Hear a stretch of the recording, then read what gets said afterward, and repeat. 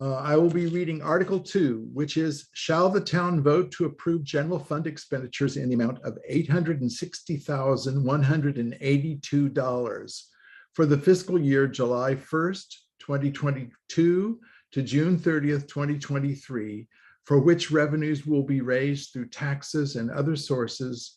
And the statute is 17 VSA 2664. And much like Richard's statement about notes about the article, this is essentially a level funded budget. The select board worked to find efficiencies and reduce the number of costs. And most of those decreases were in individual line items, and they all had an impact in the end. Some of these included delinquent tax administration expenses, numerous supplies and travel expenses, and 2 social service agencies are no longer requesting funds.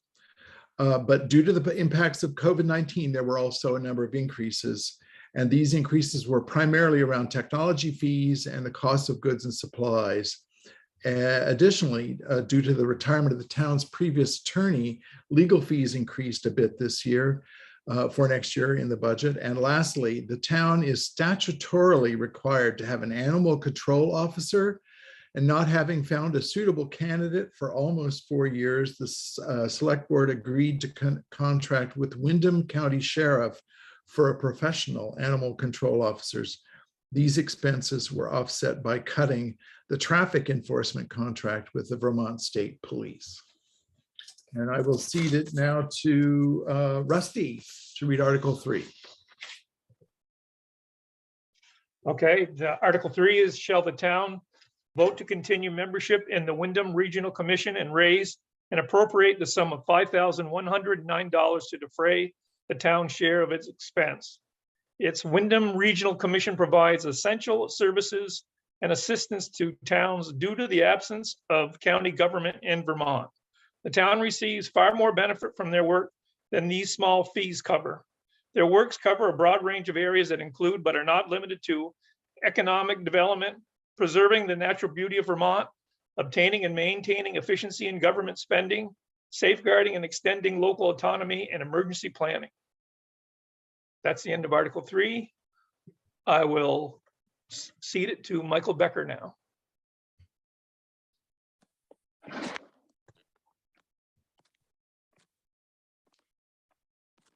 Hi there, this is Michael Becker. I live on Stage Road, and I will be reading Article 4.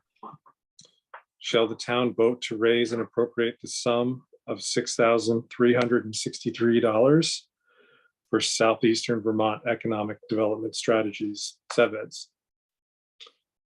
The final year of petitioning for SEVEDS and BDCC. They assist with programming at BUHS, as well as assistance to small businesses and or those looking to start small businesses. I will turn it over to Veranda for Article 5.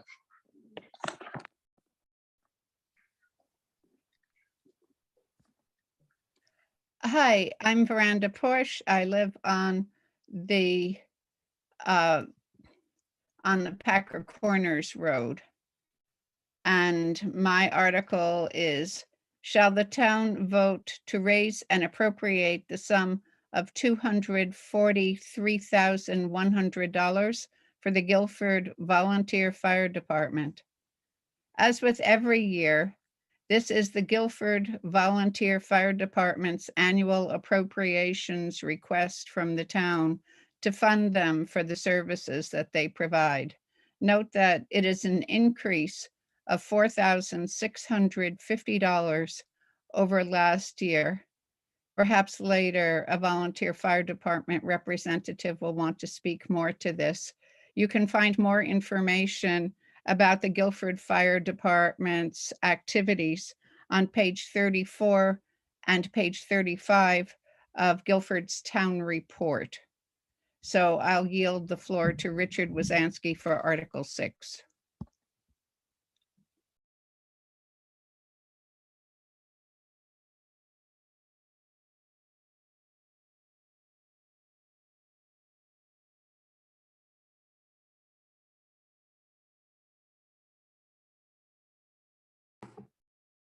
Richard, are you there?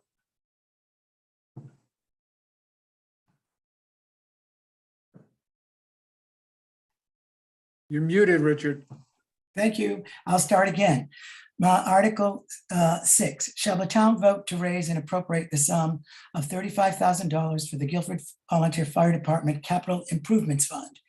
The Guilford Volunteer Fire Department is requesting funds for their capital improvement fund for their facility.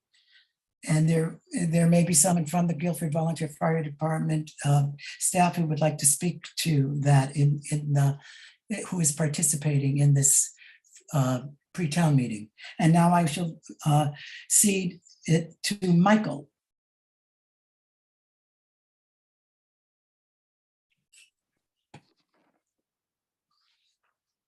Okay, Article 7.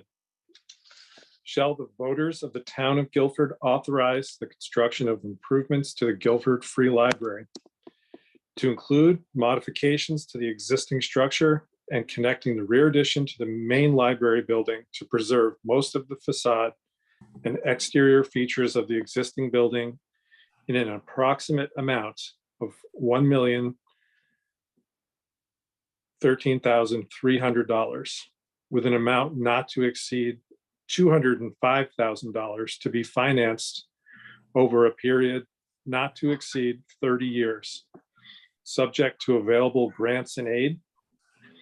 And shall the town reallocate to this project an additional $195,000 in funds held with the Vermont Bond Bank, originally allocated to a water project, which was funded through other means.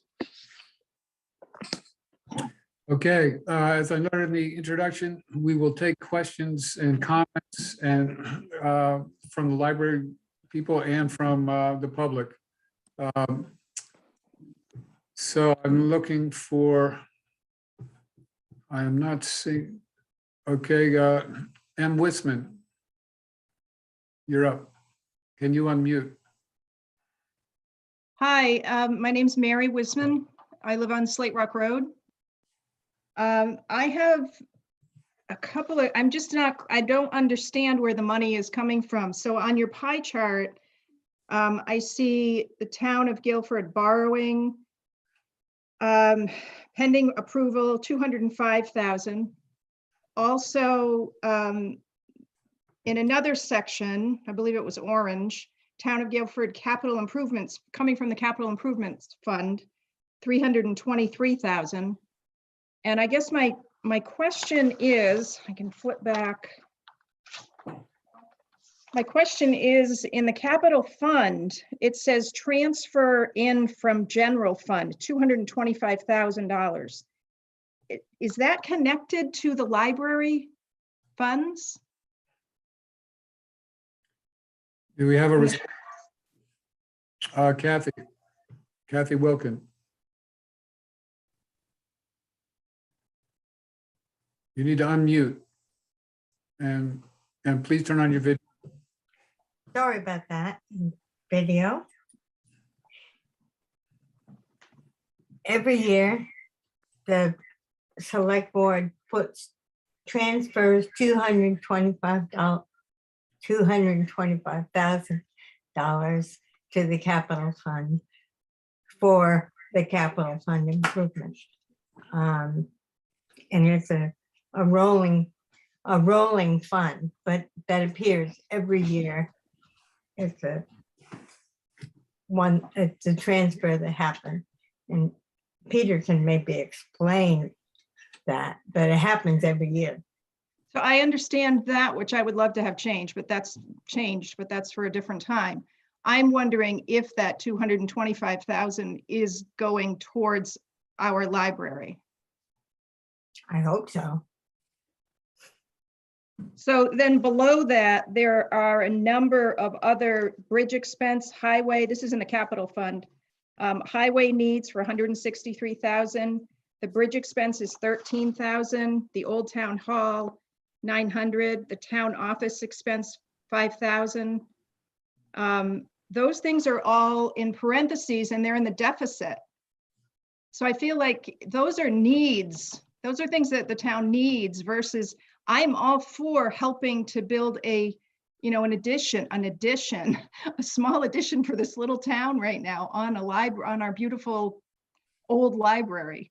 I'm all for that, but I'm just worried that we're kind of doing what my mom and dad always said not to do. I have to get my needs and wants in order.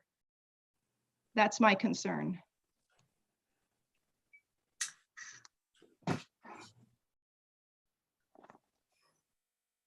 Could you also speak to the town of Guilford reallocating the funds, the 195,000?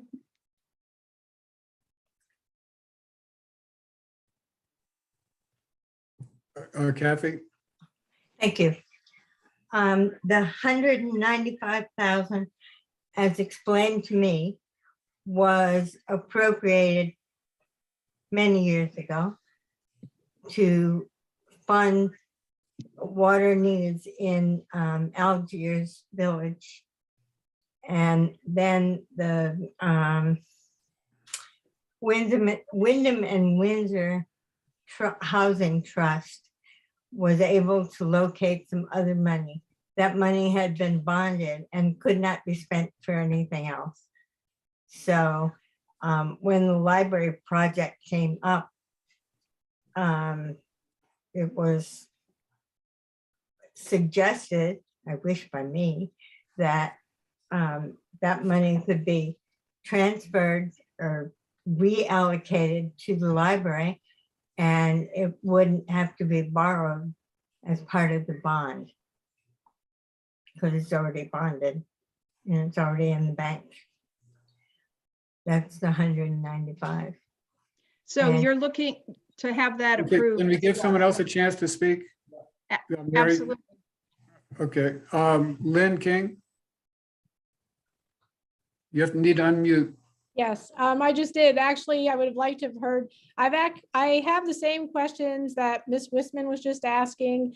I'd like to pose either, whether it be Peter Rude or Richard Wazansky, where I'm hearing, I would like clarity on these funds. So for instance, the 195, we know it was connected to the water that was brought into town, but the figure in the 300,000, I'd like Ms. Wisman to correct me if I'm misstating her question, but I heard, were those funds appropriated specifically at the time of transfer? Like, do we have whether it's called a general ledger, do we have an account that is designated for library funds? So when we pull from the capital funds, is this coming from what might have been for the greater expense for the highway? I think that's what I'm hearing is, are these funds broken down into different sections? And I respect Ms. Wilkins' reply, but I would like to hear these answers coming from either the select board or Peter Rude, someone who is actually handling the funds. And Mary Wisman, if you could correct me if that is not clear, but I'm supporting your questions as I want the same answers. Thank you. Okay, not seeing anyone from the select board or Peter's hand raised. Sheila Morse has got her hand raised, and I think she can answer. She's on the Finance Advisory Committee. Yes, but she's advisory. I would like the people who are. Well, no one else has their hand up. So I'm going to. Aren't we as taxpayers, are we not allowed to hear that from our town government? This is the clarity that we, the community, want. Richard has his hand up. Richard has his hand up. Okay, Richard, do you have your hand up? I don't see it. Yes. Okay, go ahead. So the capital plan was first developed in 1990s. And it was about equipment to begin with in Guilford. And in either 2003 or 2005, we can't determine exactly what year it was, the select board created a capital improvement fund by special article, which was approved by the voters of the town of Guilford. In 2009, the select board expanded it to include maintenance for town-owned buildings. In 2017 to 2018, the capital improvement plan was adopted by the town. Every year, the town takes from the transfers from the general fund into the capital improvements fund. The capital improvements fund has lines that are sources and uses. Where is the money coming from and where is the money going? And included in that is the library, bridges, the historical society, etc.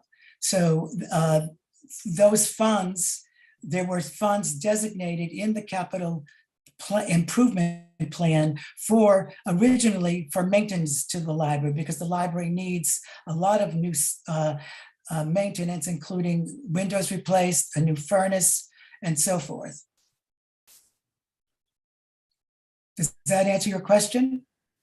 So it sounds like so Richard, respectfully, I'm just clarifying. So there are no general ledger account numbers. Like we don't have the highway, the library, all of what the town oversees. They're not in ledgers. Is that correct?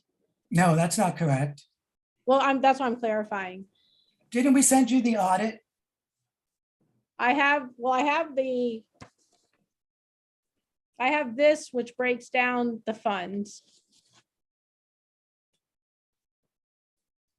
All right, I'm going to call Connie Burton and then Sheila Morse. Connie, can you unmute? Yes, I was just trying to get my little clicker there. Okay. Yes, I did do my my video thing. You want that on too? Okay.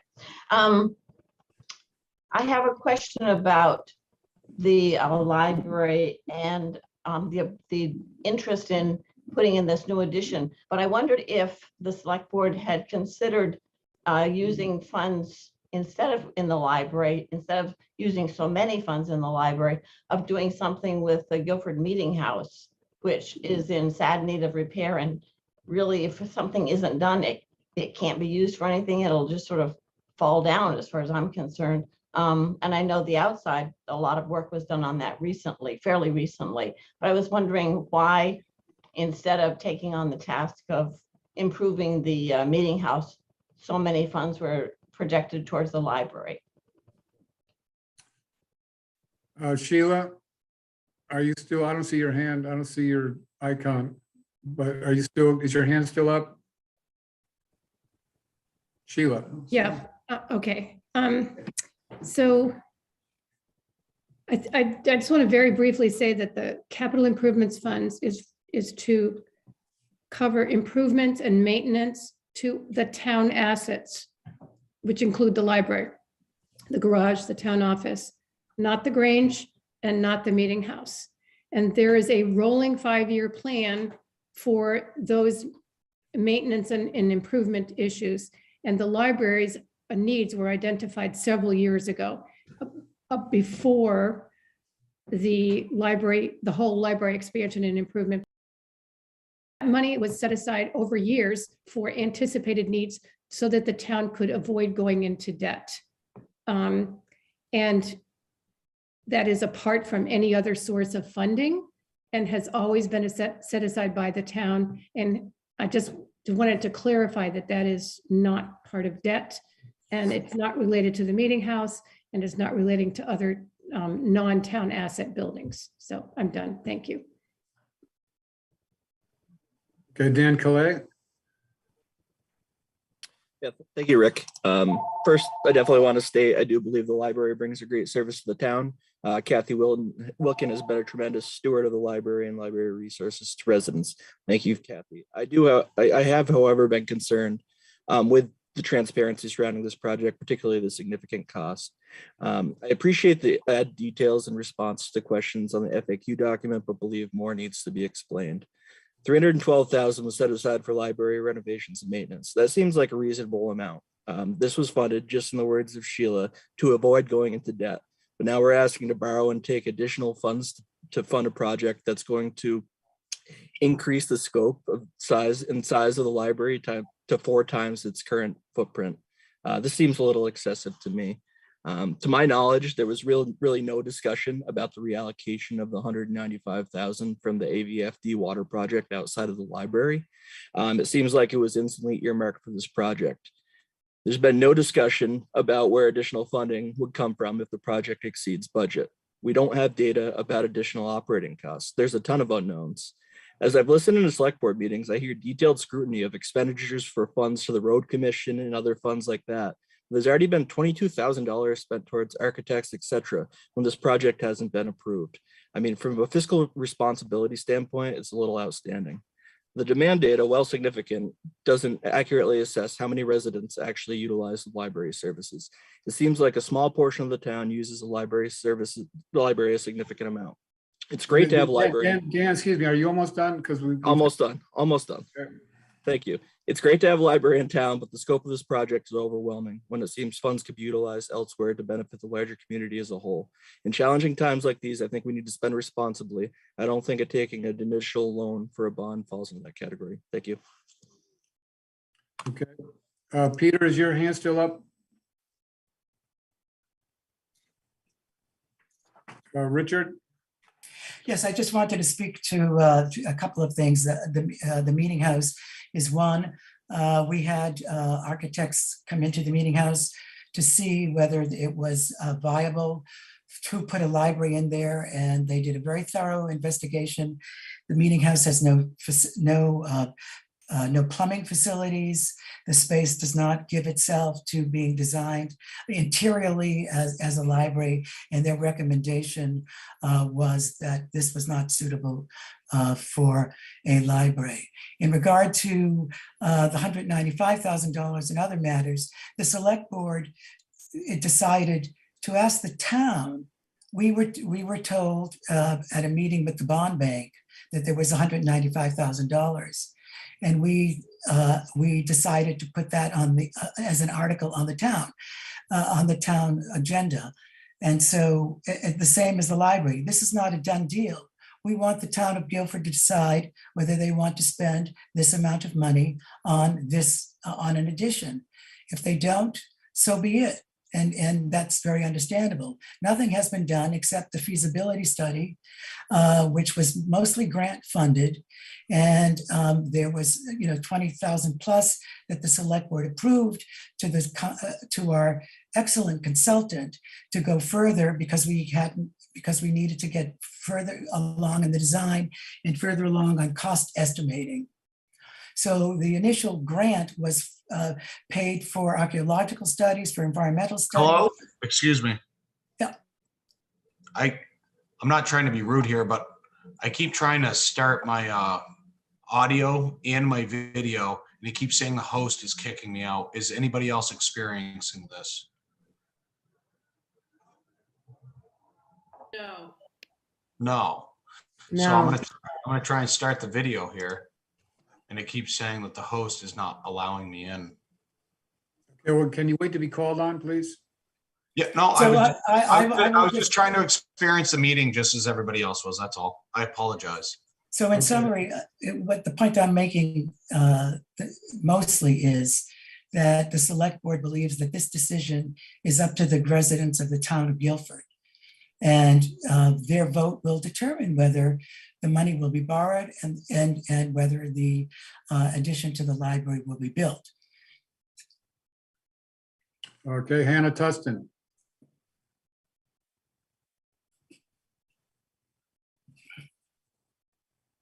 All right, good evening. My name is Hannah Tustin. I'm a resident of the town of Guilford. I'm still a little bit confused about when the capital funds were officially allocated for this project. And because I understood Mr. Wazansky explaining that the capital funds were for maintenance of town of Guilford infrastructure. And this feels like it's an improvement to town of Guilford infrastructure. So just wondering if somebody could clarify that for me. Can someone answer that question?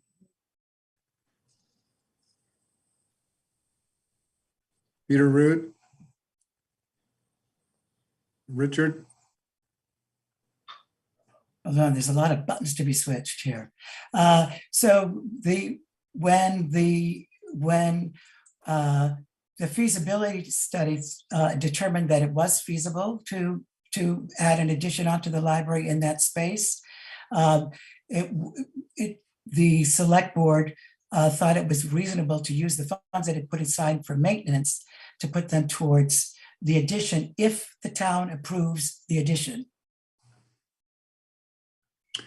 Okay, I'm hoping we can get through this. I'm going to call on Sarah Emmons, Barbara Belcher-Timmy, and Anna or John Klein. Sarah Emmons, you're up. Hi, for Emmons, Coolidge Highway.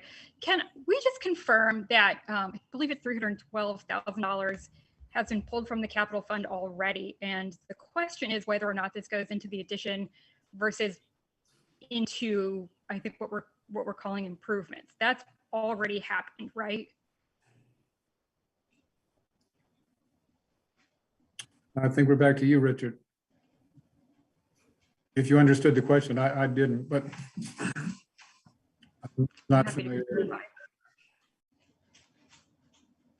You're muted, Richard. That is correct. That money was taken from the money in the capital improvement plan that was put aside for the library to pay the additional $26,000. Okay. Now, I'm sorry, I'm going through the meetings and it looks like we're on schedule to pay for a new grader next year. Is that correct as well? And that would come from the same funds? Yes. Okay, so I think according to the minutes, that is in the ballpark of $340,000. So if we're pulling $312 for the library, $340 for the grader, that leaves us with about $16,000 in the capital fund. Peter, do you want to take that over? All right, hopefully you guys can hear me. So as was shared previously, the capital improvement fund is replenished every year with the approval of the budget by town voters. So the $312,000, $150,000 of that was set aside in 2018 by the select board, pulled from that $225,000 during that year. And then the following year, the additional amount was set aside, and those funds are currently sitting in the reserve fund earmarked for those purposes. Ms. Emmons, yes, you are correct. The town is scheduled to purchase a new grader in the upcoming fiscal year, but the funds for that will come out of the funding of the capital fund with the approval of this budget. Does that help you? You're muted. Absolutely. Okay, can we let someone else? Also, Sarah, can we let someone else speak? I don't think I'm. No. Yep, I think I just want to clarify. Select board meeting. Last select board meeting, we pulled $31,000. So Sarah, you're $31,000 for the year. Go ahead. You're breaking up. We can't understand you. Barbara Belcher-Timmy. Sorry, Sarah.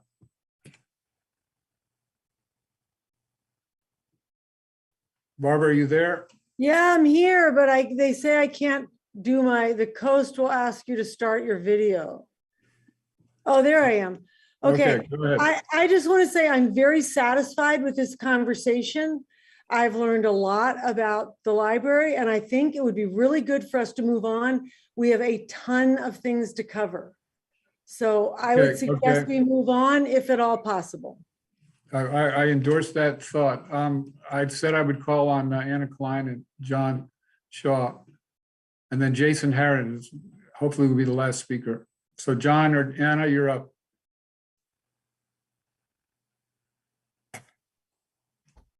Hi, this is John Shaw, East Mountain Road. I think I was hoping to respond to some people, but I think what I'd like to say is that You're on the library board. I'm also on the library board, But I'd like to say that I think that it's important for us to think about the library project as its own. That library project has been in the works for many years, and it's its own kind of entity that's different than the financial stuff that we're talking about. And so I guess I would just worry that that when we are trying to question the town financing of the library, that it's bleeding into this. like spreading, like I'd like to me, the library project is valid by itself, and then the funding is a separate question. I guess that's what I'd like to say. So. Okay, Jason, you're up.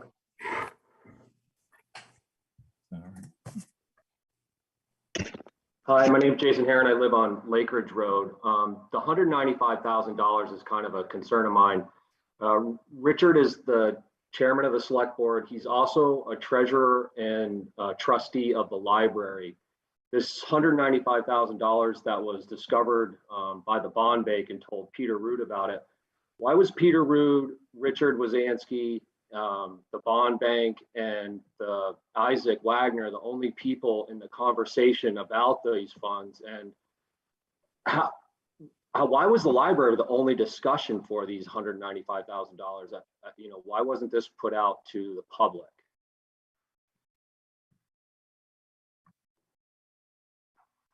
Richard, you want to answer? Yes, so we had the meeting with the bond bank woman. We were very surprised to learn about that $195,000. The library project was, we were already looking to how we were going to fund the project, and it simply occurred to us that we should ask the town if they wanted to put this $195,000 toward the library addition. It doesn't, and if the town says no, that's the answer. I mean, it's very simple. There was no collusion. There's no conflict of interest. It was just simply that we thought that this would be a good idea to see whether the town was interested in this find that we found of $195,000.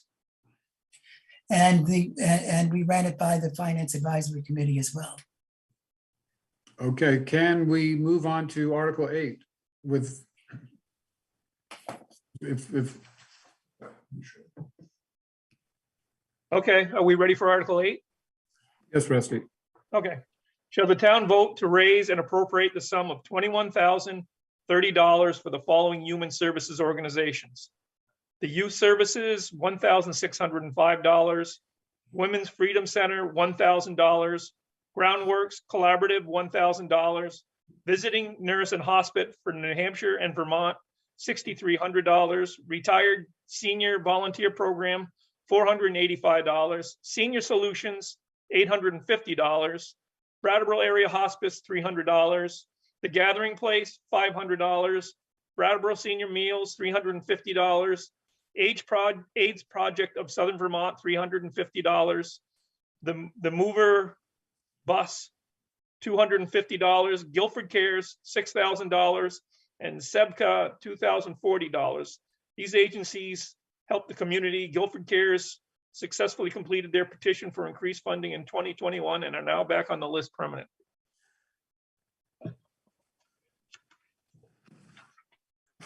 I see Dazan Estes. All right, hello, Zahn Eastis again. Article 9, shall the town collect its taxes through the treasurer without discount? Interest at 1% per month or fraction thereof will be charged after October 15th. This is a standard article that's required by Vermont state statute. It never changes. I cede to Veranda for Article 10. Okay. Article 10. Shall the voters of the town of Guilford vote to advise the select board to become a compassionate community as articulated in the International Charter for Compassion? The select board was approached in 2021 by compassionate Brattleboro representatives to consider becoming a compassionate community There was an article about this in the Guilford Gazette. The select board felt that this was a decision that should be informed by the will of the voters. And so we are turning to you to guide that decision. Okay, now we will take questions and comments on the articles, hopefully except Article 7, the library. But if you have questions or comments about any of the other articles, please speak up. Barbara Belcher-Timmy. Hi, everyone. I just want to say I agree with all of this. I don't think we're giving them enough, frankly, but I support all of that. And I also hope that we will not accuse each other of nefarious intentions across the board here. We're neighbors and we're all doing the best we can. Anna Tustin.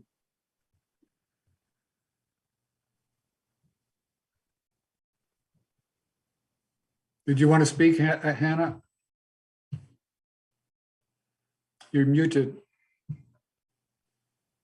I'd like to understand what the commitment to being a compassionate community means to the town of Guilford. Can someone address that? I can. This is Branda. And being a compassionate community imposes no requirements on the community as a whole. Nationally, I mean, within the state of Vermont and across the United States and also in different countries of the world, there are communities that have chosen to affiliate with certain values of mutual aid. We have many examples in Guilford of mutual assistance that take place just because this is what people want to do. This is not an organized requirement.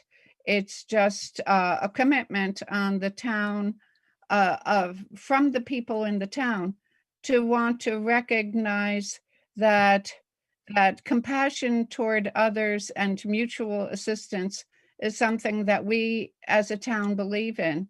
Some towns reach out to have like sister towns in different places. I wanted to refer you back to the article in the Guilford Gazette just to save some time here. The last Gazette had an article that was basically by Lisa Sparrow, who had been the pastor of the Guilford Church, explaining it in her own words. And she was one of the two people who came to the select board to present that. But this is no obligation to the town. And if anybody wants to know more about it, they can just email me and I'll send them a lot more information about it. Okay, Beth Bristol. Thank you. Good evening, Beth Bristol from Lowry Road. I'm also the treasurer of the Guilford Volunteer Fire Department. I just wanted to speak to the two articles in reference to the fire department budget. I think it was mentioned that the increase this year is $4,650. That represents a 1.81% increase this year. The few line items that it represents is communications and dispatching services have increased. And then, of course, fuel increases, which I think we can all recognize. And then secondly, the capital budget. We just received year number 2 of the capital budget, the $35,000 allocation. So we now have a balance of $70,000 in our capital budget fund, primarily to be used for roofing, trim work, and then replacing flooring in both the station and the apparatus floor. John Klein. Anna Klein. It's John Shaw. It's not. We're not. Shaw, sorry. We're not related. Yeah. Okay. Hi everyone. I just want to say I'm so psyched that everybody's so excited about Guilford politics. I'm on East Mountain Road. I just wanted to speak to Article 4. the SEVED's Southeast Vermont Economic Development Strategies article. This is the last year, I think, before it enters the big lump of funding items. And so I wanted to draw like special attention to it. While I see all the great work that BDCC does in our communities, I guess I want to bring up a main point that we brought up in the past. I think John brought up at town meeting a few years ago, that their revenue over expenses, meaning their extra money that they have, is continually increasing and meaning they don't need our money.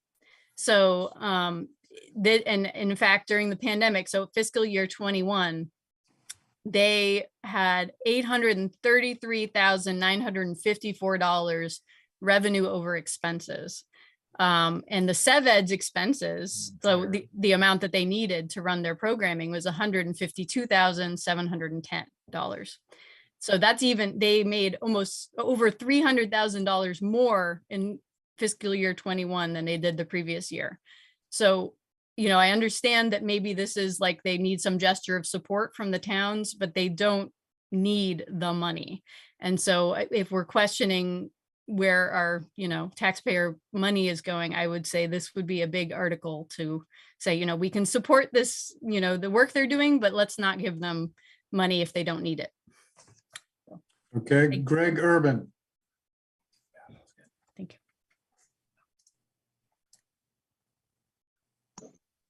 Hi, this is Greg Urban, East Road. You're getting an echo. There's somebody with a computer next to you?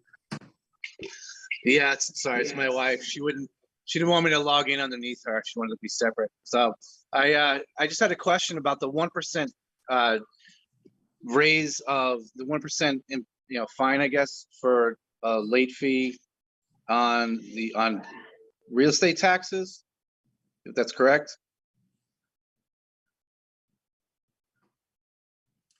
Okay, is that your question? Okay, can somebody answer that from the town? Why is it 1% and how is that figure assessed?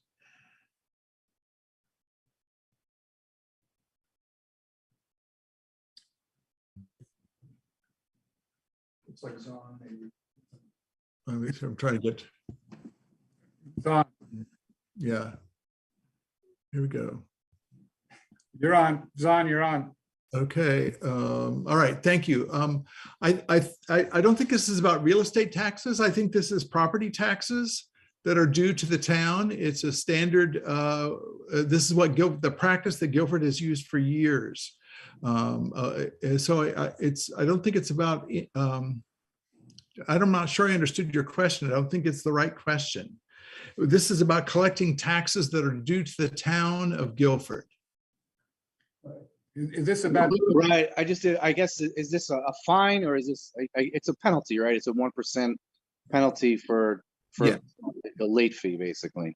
Yes.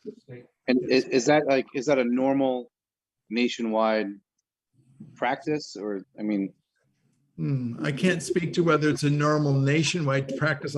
All I can say that I understand is that it's been done in Guilford for years. Okay. And it's used successfully here by our town clerk.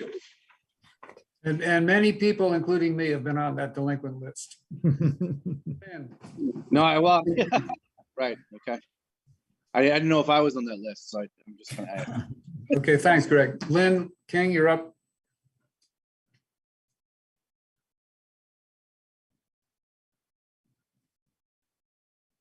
Lynn, did you want to speak?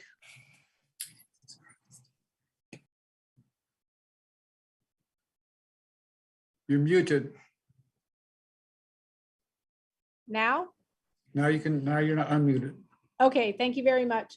I just wanted to comment, but for all to hear, I want to thank Anna Klein for sharing so much information about Article 4 with us. Much appreciated. So I just wanted to share that. Thank you very much. Okay. Yeah, I see no other hands raised. So I think we're done with the article section of the pre-town meeting. there's a section in the real town meeting called other business, and under other business, I think we have an announcement from Jody Hauser about the library raffle. And if there are any other important announcements, we will listen to those afterwards. Yeah. Oh, Kathy, do you want to speak for Jody? I'm here. Oh, Jody, go. Hi. So it's that time of year. We're doing a raffle for Send a Kid to Camp. It's a $10 raffle that supports some local businesses in Guilford and some restaurants. There'll be 3 drawings this year of gift certificates for at least $100, if not more. The money goes directly into the summer programming, and it provides free camp for any kid in Guilford, as well as breakfast and snack and lunch if they need it. And also just keep your dates open for June 11th. We're gonna have a fundraising concert. The Rear Defrosters are gonna play at the fairgrounds. So that there's more information from that. But if you want to purchase a raffle ticket, you can go online. You can go to the library, or you can find friends of the library or a trustee, and all of our names are on the website. So that's it. Come support a local kid. Thanks. Thank you, Jody. Kathy, did you have an announcement? I do. It's the town report, and I do unfortunately have 2 errors and omissions. The first is on page 12 of all things. The library appropriation or amount in the select board budget is not level funded. It's $40,125.18. That's on page 12. On page 73, Peter Hannon did resign from the Cemetery Commission, and Judith Serkin took his place on the Cemetery Commission and is running this year for re-election to the Cemetery Commission. And the Cemetery Commission meets at 9:30 in the morning, not 9 o'clock on whatever day is listed in here. But that's all. We're getting much fewer errors in admission, many fewer. All right, thank you, Kathy. And I just want to thank the auditors for all their work on the town report every year. Okay, with that, we will move on to Sarah Coffey's presentation on the legislature.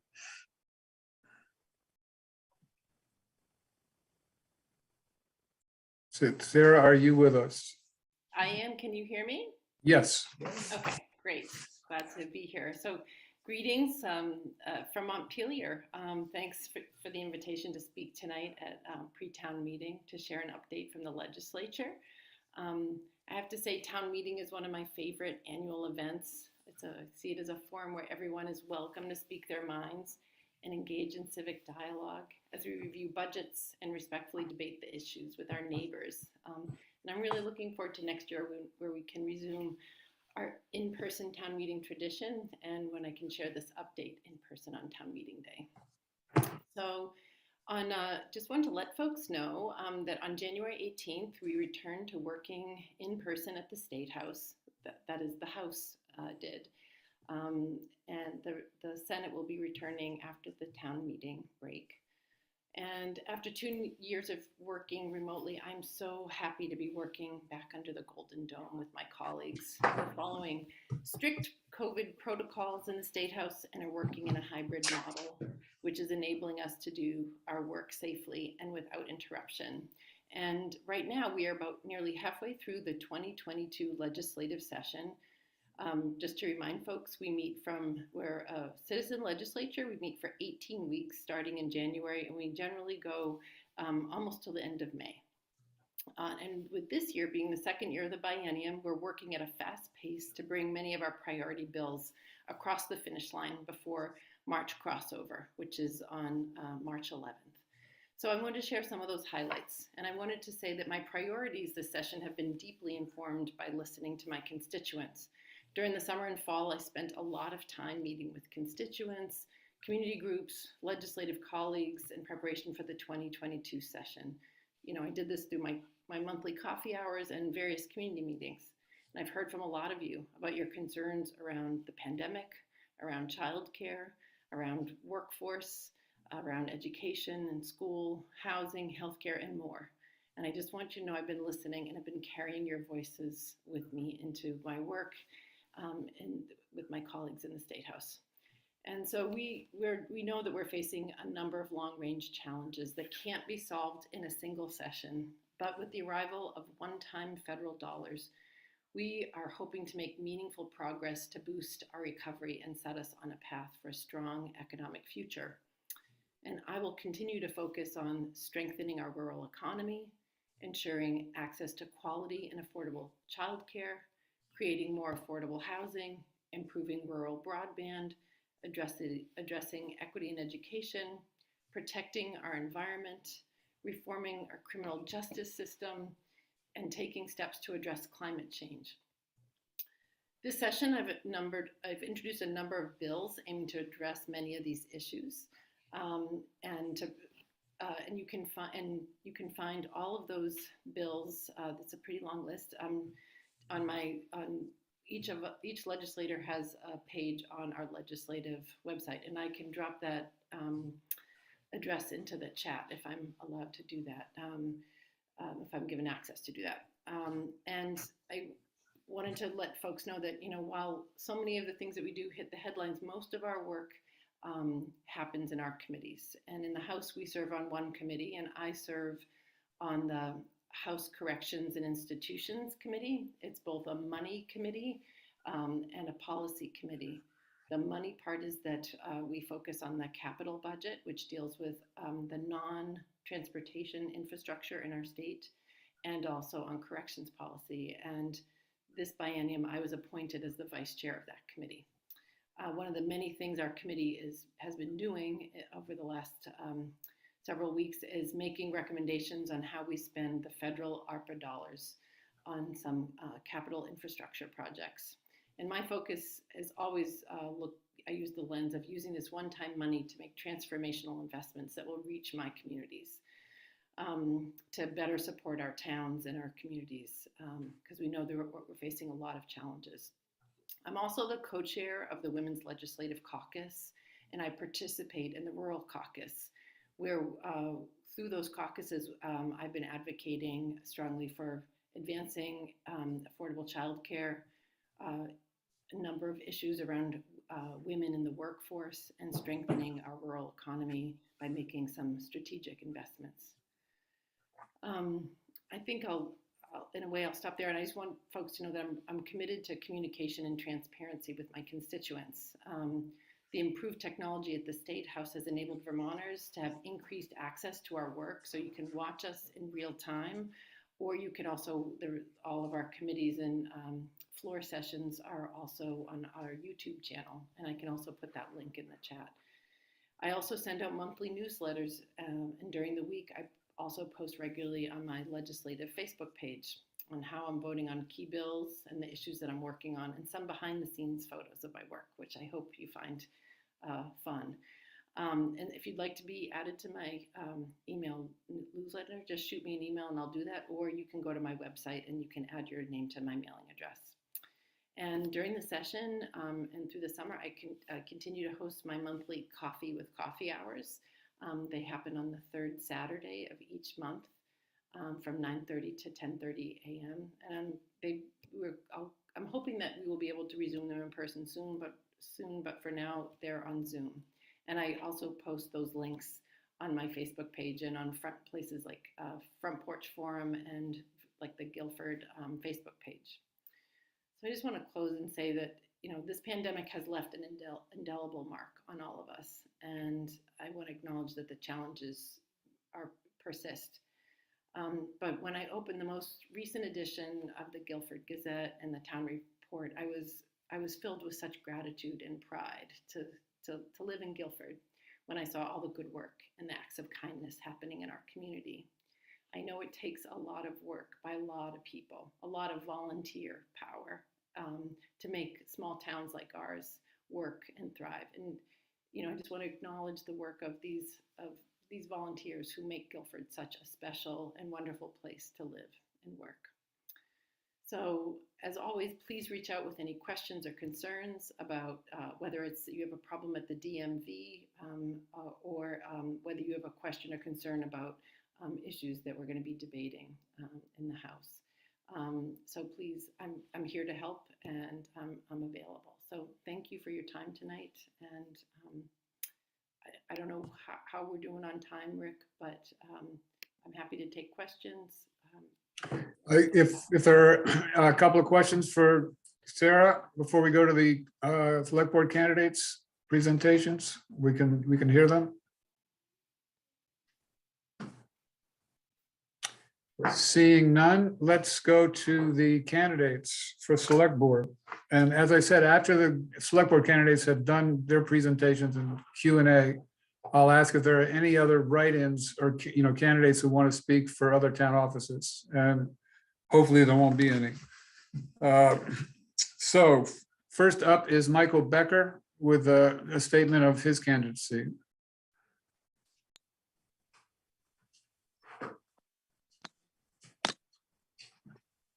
Hi, I'm Michael Becker. I'm on the select board now, just finishing up my first 3-year term. I'm running for the 3-year term again. I live out on Stage Road in Green River Village. I've lived here about 4 years. I got involved with select board about a year after moving to town. At the time, I was unopposed, no one else was interested, so I thought it'd be a good way to get to know people, and that has been the case. I've met a lot of nice people and enjoyed the experience of being a select person so far. But, there are moments that are challenging for sure, no doubt. I think I'll get right into it. A couple of the reasons I'm running for select board is I just would like to give back to the community. I believe in volunteering and community service. I think I have a number of personality characteristics that lend itself towards being helpful on the select board. I offer a calm presence. I'm also a business owner. I think that is helpful. I think I bring a sense of fiscal responsibility towards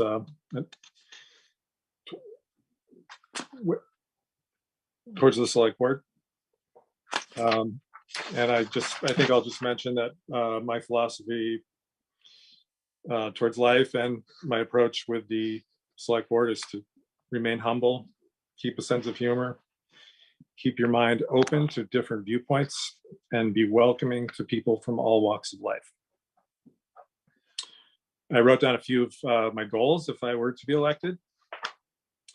The top goals that come to mind are fiscal responsibility, listening and responding to the concerns of citizens, supporting our hardworking staff and commission members, maintaining our facilities and infrastructure, protecting our environment, and supporting our schools.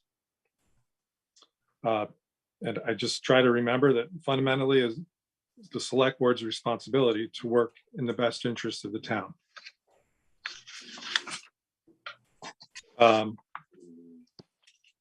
I wrote down a few of the accomplishments that I feel good about during my tenure that I've been a part of.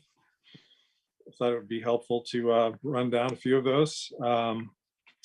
The renovations to the town garage, I've worked closely with the highway department. It's been a very rewarding experience just to collaborate with town staff. And I would encourage folks to go check it out. It's something I think we can all be very proud of, and it was done in a fiscally responsible way. I'm very happy that we were able to keep the building and work with a building that was built by volunteer labor many years ago.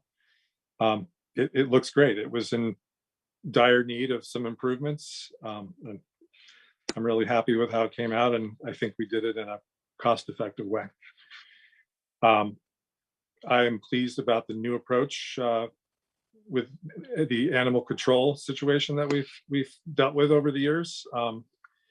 That has been challenging in the past, but I think our partnership with the Windham County Sheriff's Department is something that it's so far so good, and I'm pleased that it worked out that way, and I think that's a good success story. The pedestrian cyclist corridor scoping study is something that I'm personally excited about, and who knows what that'll come to, but I think it's an important study in Guilford Center. I think the formation of the Finance Advisory Committee also is something that has been very helpful, and I'm pleased that that committee exists. And I think I'll leave it at that. Thank you. Thank you, Michael. Jason Heron, you're up. Hi, everyone. My name's Jason Heron, and I live on Lake Ridge Road. I grew up in Vernon and graduated from Brattleboro Union High School. My parents are John and Susan Heron. My father started at Vermont Yankee as an assistant operator right out of the Navy. My mom was on the Vernon School Board and served on the Parent Teachers Association.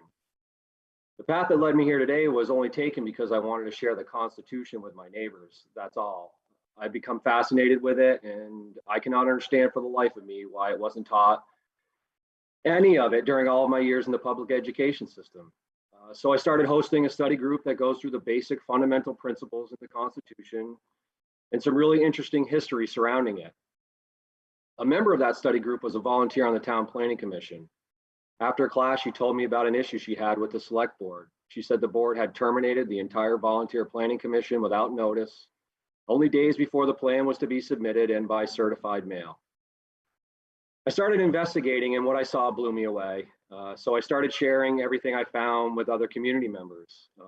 The thing is I don't have enough time to get into the issues surrounding the Planning Commission or the conflict of interest the select board chair has with the library project in these 2 minutes I've been allotted here. I need to make public aware of an email that is going around town about me that is titled "Jason Heron Must Be Defeated." It is written by a Guilford resident, and attached to that email are the names of over 100 current and former residents of Guilford. In this email, the author accuses me of promoting white supremacy. The author and I have never met. I'm not naive, but this is Guilford, Vermont. I can't believe someone would resort to these tactics to try and prevent me from serving my neighbors on the select board. However, the thing that really shocked me were the names attached to that email. There are 2 current select board members and my state representative attached to it. One of the select board members responded in this email chain and said she agreed with the author. I have also never met this person. My state representative, Sarah Coffey, is also attached, and she has publicly thanked the author of this email for previous help on her political campaign. I wish I could have filled this time with all the things I'd like to do to help our town, like making sure our seniors aren't forced out of their homes due to rising property taxes. But this information needed to be exposed first. So I hope I'm given a chance to elaborate on all the rest of it tonight, but we'll see how that goes. But I said what I had to say, and I appreciate everyone listening. And yeah, this is going on right here in Guilford. Jason, can I say something? Is that okay if I say something? Yeah, absolutely. I think everything you just said was absolutely amazing. And I'm currently not a Guilford resident, and I want to make that very clear. But my other half is. Who is speaking, please? My name is Steve Collins. Okay, you're not a Guilford resident. Right now, we're just hearing from the select board candidates, okay? So No, just can I just, comments- well, hold this your is, comments until the end, okay? Right now, we're just hearing from the select board candidates. So, and then now Jason, but Michael had several more minutes. If you want to go on for a couple more minutes, that's fine. I didn't prepare anything. I said what I had to say. You know, Okay. I feel like let's just move on, get the other candidates out there, and hopefully there's a lot of questions, and we can all ask each other what's going on here. We can talk about the planning commission and how they were dissolved and how the select board decided not to notify the public of what their reasons were, and if they do, you know, it's very there's no details to it. There's no information that's being passed around of why they abolished this entire board. So I'd love for the other the board members to say what they have to say. You know my stance on it, and let's have a discussion. Let's get the community involved in this, because that's why I'm running. Okay. Zon Easties, you're up.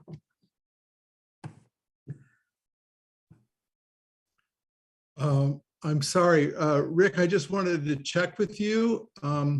Are you, I thought Tara Cheney was going to be invited to speak. She is, and she will speak after you and Lynn King. Oh, I see. Okay, fine. All right, thank you. I just thought that she's, all right, folks, thank you. Hello, everyone. I am Zon Eastis. I live on Yaw Road off of Weatherhead Hollow Road. I wish to convey this evening that I'd like to convey clearly that I, on my own steam, seek to be reelected to the select board. I'm at the end of my first two-year term. I believe I am a solid, dependable candidate for the open two-year seat. My prime focus, if I were elected, will be to strengthen Guilford on all fronts. If you know my work in the larger community, you know that I work collaboratively. You know that I build community. I seek a brighter, clearer vision with the people that I work with. The pandemic has challenged us all. There have been so many losses in our community and across the country, and many people still live in continuous struggle. Add to those issues several external pressures like climate change, how we use and conserve our land, housing stresses here in Guilford, and the real costs of getting along. All of this reveals that our community is growing more complex than it once was. I believe in respect for all Guilford citizens. I believe in seeking consensus as we build community by encouraging a broad balance of community voices. The Select Board's first goal states, Guilford is a welcoming, inclusive, affordable, sustainable community. Starting from that good place, I would seek to advance the Select Board's other aspirations, which are part of our annual goals and vision. Those are to be active, open, and transparent, to work well with town commissions and committees, as well as with our state representative, to foster collaboration among Guilford nonprofits and community organizations, and to advocate for resident safety, excuse me. You can read about my priorities for service in the current Guilford Gazette, in a recent Reformer article, or on a postcard that you probably received recently, but I would like to name just a few of the things I'd like to work on. DV Fiber is a project I'm very proud to have been part of for the last while. We're ahead of schedule and things are looking great there. I'm committed to working with the Select Board on ARPA funding, making sure that that once in a lifetime opportunity goes well here in Guilford. I'm interested in developing and commit to managing responsible budgets. I also care very much about preserving Guilford's human and natural resources. I'd also like to highlight one area of concern that's around right now, the need for greater openness between the Select Board and the community. I am listening. You can expect me to work on this, and I'm very sincere about that.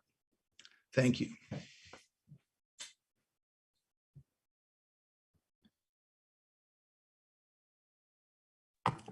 Lynn King, you're up. Just letting you know what I was on.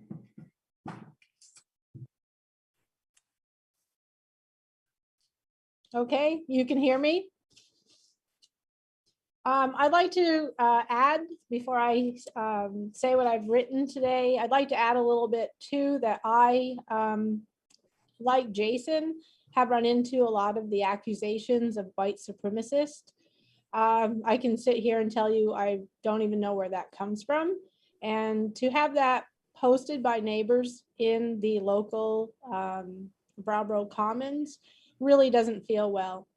And I too would like to see that our town supports that we should not be treated that way. So I am Lynn LaTulip King, and I live on Partridge Road. What I'm going to share, I hope enlightens a little bit the clarity of where I come from. So what an exciting time to be participating in our local government. It's exciting to see so many people involved and supportive. I'd like to share that my parents immigrated here over 60 years ago, and my brother and I began school without knowing the English language. I'm proud of the life that my parents provided for us. I have served on the Planning Commission for the past 4 years and enjoyed being a voice for the people and especially for the land. I am now running for the 2-year Select Board seat.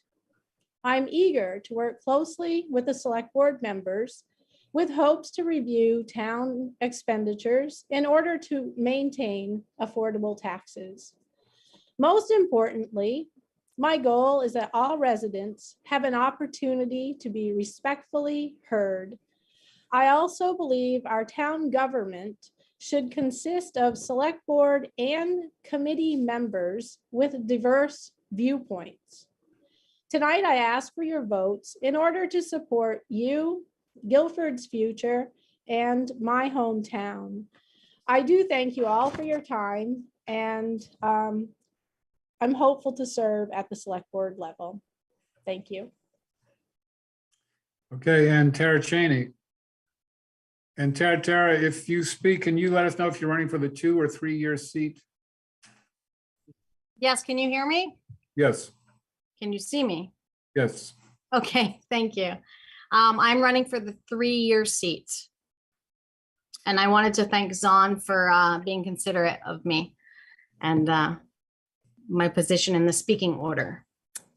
So hello, my name is Tara Cheney. I live on Sweet Pond Road. I'm running as a write-in for the 3-year select board seat. I'm a lifelong Guilford resident and I'm a business owner in Guilford. My grandfather Harvey Cutting was the road commissioner for 17 years and was on the Guilford select board for 12. My uncle Clayton Cutting was on the select board for 9. My family has deep roots here and we come from strong, hardworking farm families.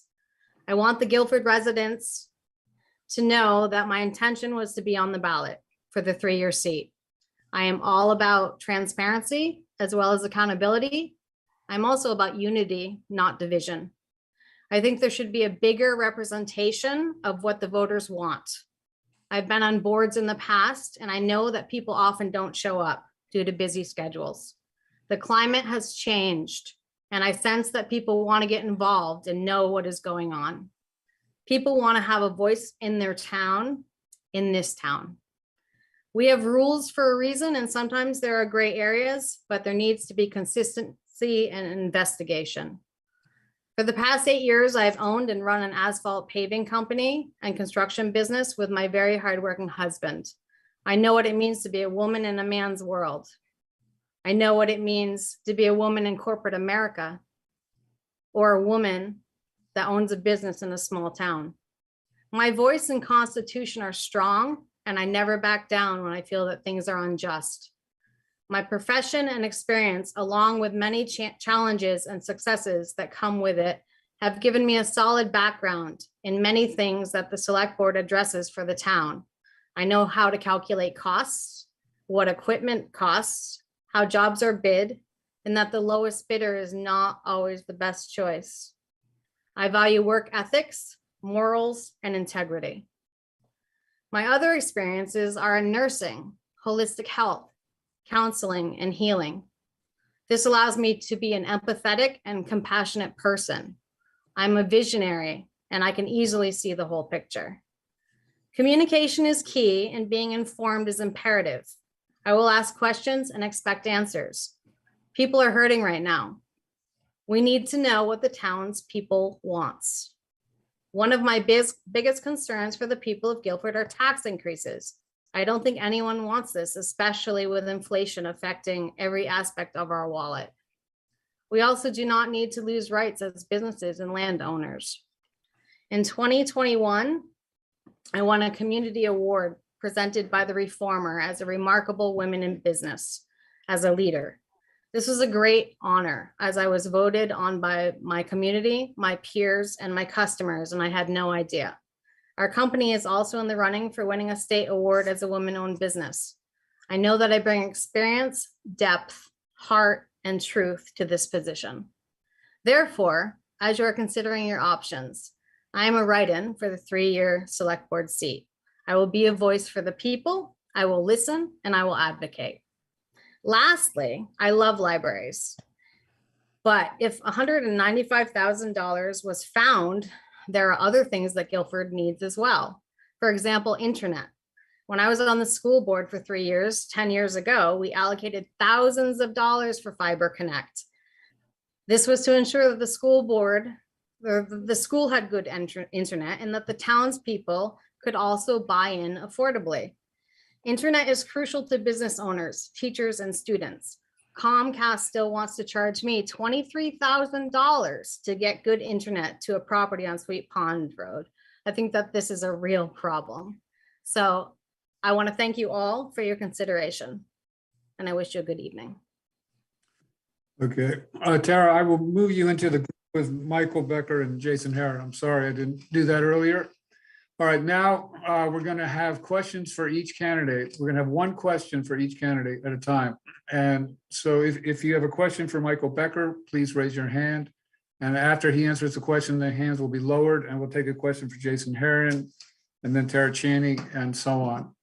So does anyone have a question for Michael Becker?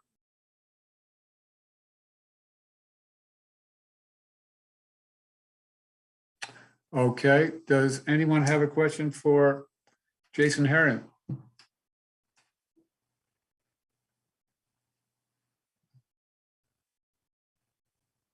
Well, this is a surprise. I do. My hand is up. Oh, there you are. Okay. Yeah. I don't have a question. I have a comment and a clarification of Mr. Herron accusing me of a conflict of interest.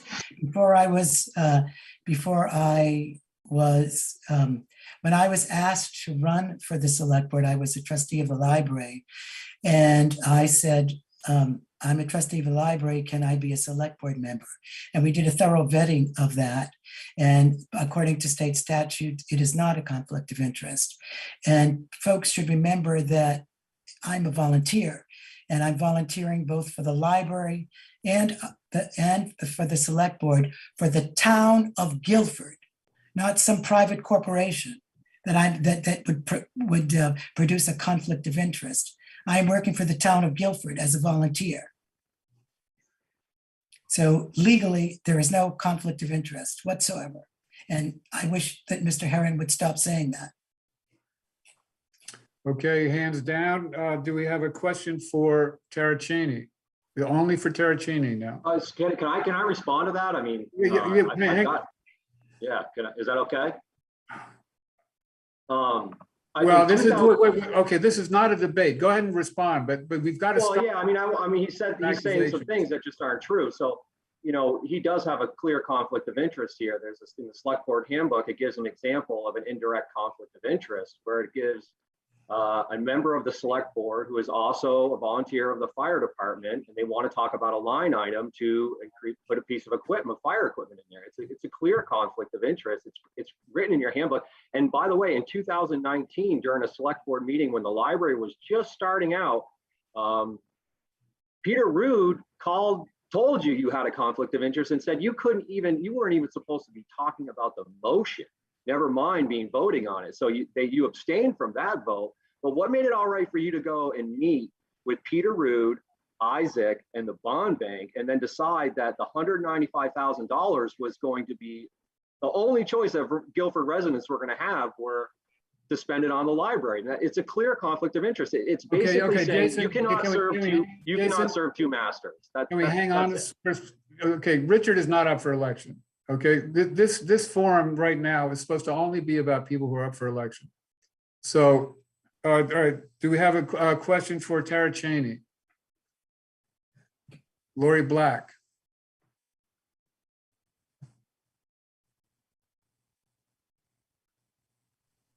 Sorry, my question was for Jason. Well, we'll come back. Barbara Belcher-Timmy. Question for Tara Cheney. Oh, I can only ask about Tara. Okay. That's I'll- right. Okay, I'm sorry, this is okay, covered. no, I'm agreeing to follow the rules. I'm done.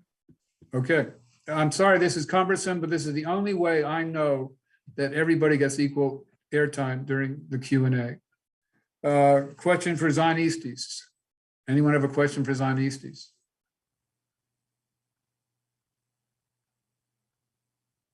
All right, anyone have a question for Lynn King? Tim and Ursula. I would like to know if you support the proposed budget for the town, for the school, and for the fire department. Tim, could you just say your name and where? Oh, sorry. Tim and Ursula, we're on Green River Road. And what's your last name? Harris, and Ursula Nadolny. And the question is, do you support the proposed town budget, the highway department budget, and the school budget? Okay, that question is for Lynn King.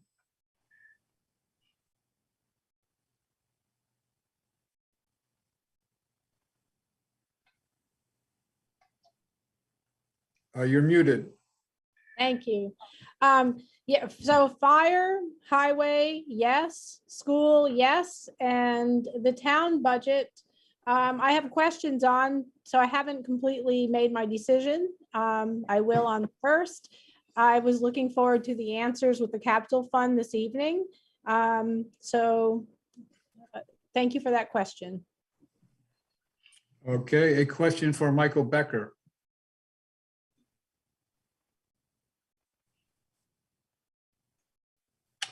All right, a question for Jason Heron. Okay, John Shaw, Anna Klein. I was gonna throw in a question for Michael Becker. I was a little slow. You're so fast. Right. Okay, go ahead, Michael Becker. I was just gonna ask, given that there's, I think a lot of hurt feelings and tension around the Planning Commission dismissal.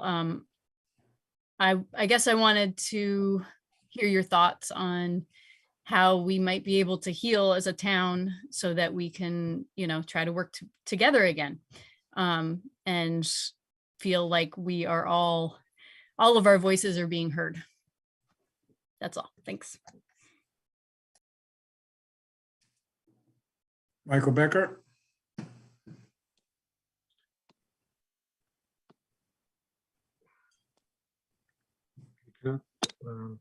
Can you hear me? Yes. I'm getting a message. You cannot start your video because the host has disabled it. No, let's try that. Okay. We got it. There we go. I'm glad you asked that question. The change in direction with the Planning Commission has weighed on me greatly. We have the select board just in the past week have worked on a letter to clarify and also what the situation, what happened, and also to offer an apology. I would like to say that based on the information that we had at the time, I'm convinced that we made the right decision, but it was a very difficult decision. from my perspective, it was a chaotic, dysfunctional situation, and it needed to be changed. And so it was not easy. There was a good deal of pain that was caused, and I never felt great about how the commission members were notified.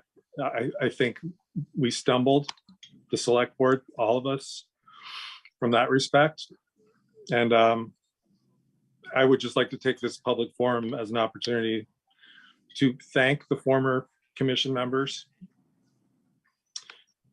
for their hard work and their dedication. It is very much appreciated.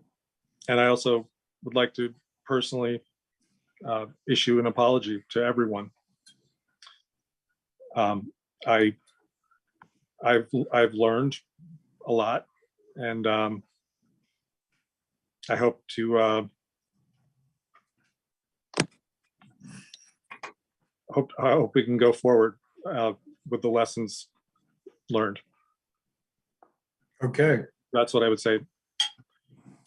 All right, Lori Black, you said you have 2 questions. You can ask 1 question to Jason Herron. So pick your best question.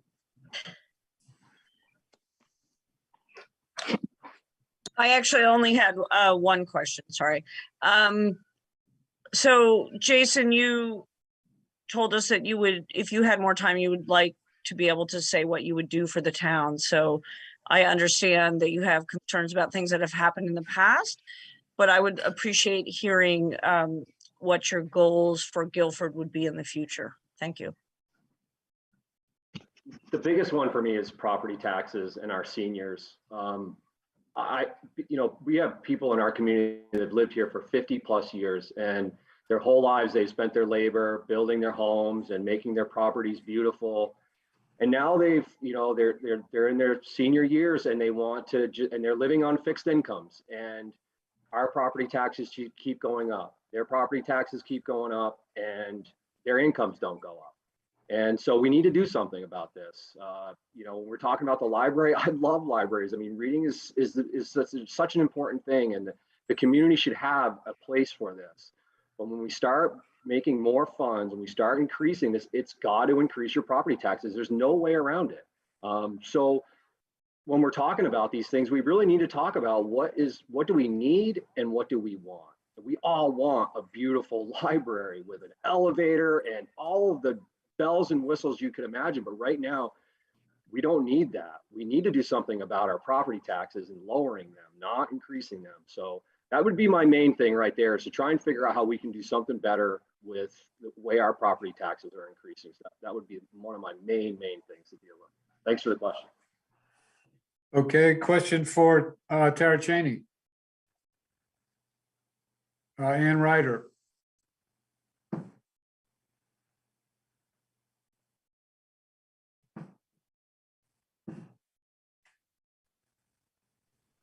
Sorry, that takes some time. Tara, I thought your statement was awesome, and I was excited by your candidacy. Unfortunately, I didn't know about it until just a few days ago, and I'm curious as to why you weren't able to get on the ballot. But I will also say, before you answer the question, so I'm done now after this, but if you are not elected, I would really strongly encourage you to run again. You would be a wonderful voice on the select board. And thank you so much.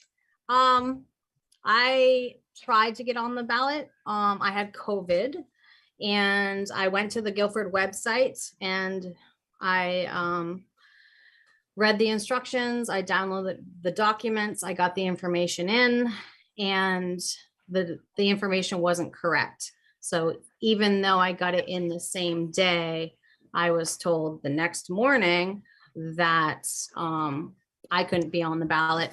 And I fought for a couple days via email, and reached out to a lot of different people who said, well, this person could make the decision, and this person could make the decision, and this person could make the decision. And the decision was, I asked for it to be waived, and there to be an exception because the instructions were wrong.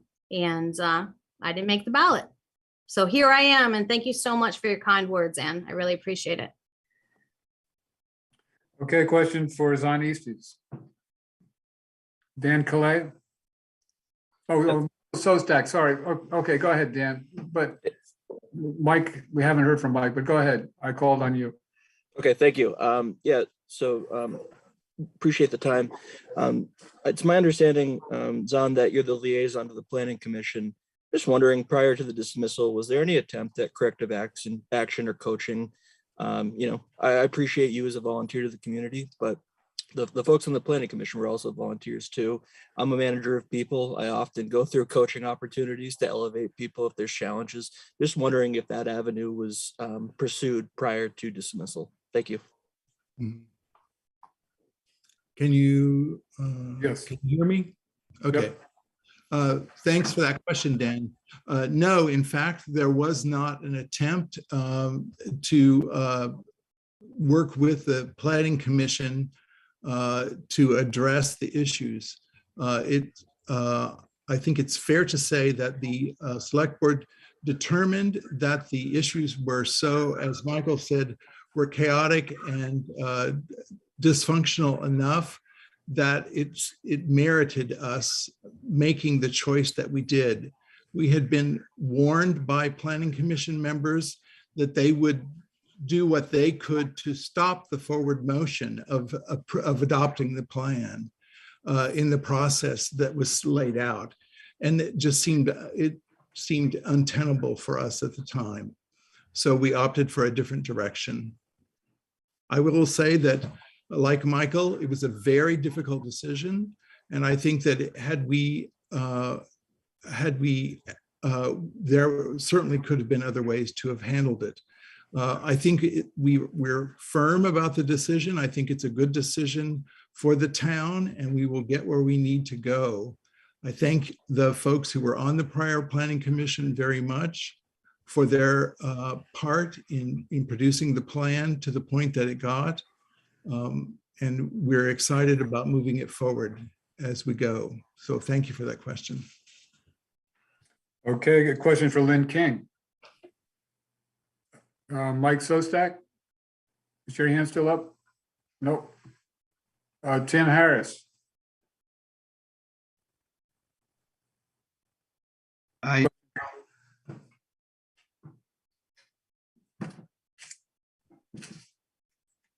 After this. Tim Harris, we can't hear you. Oh, I had a question for Mr. Herron, and you didn't give us enough time to ask all those questions. I'm Okay, sorry. Right now, we're looking for a question for Lynn King.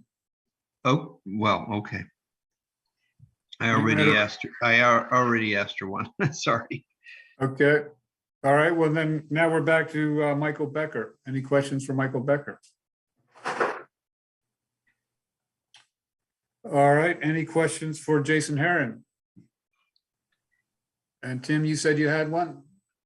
Yes, sir. Yes, I do. The same question I asked for Lynn, which she didn't fully answer because obviously she hadn't looked at the budget for the town. If she didn't. Hold on. Just ask your question, okay? Certainly. Mr. Herron, are you in a favor of approving our town budget, our highway budget, and our school budget? Boy, that's a loaded question. Because here's the thing is I don't know what's going on. I really don't. I'm trying to find out. I'm trying to find out where these funds are coming from, where they're going to, where they're pulling them from, what these grants are coming from, who's applying for the grants. There's so much information out here that isn't being shared with the community, especially the working members of this community, that I vote no on every one of these things because now I'm involved. Now I want to know. Now I want to know where all these monies are coming from. Why does our school cost $3.47 million a year? We could build a school for $3.47 million a year. Something is broken here.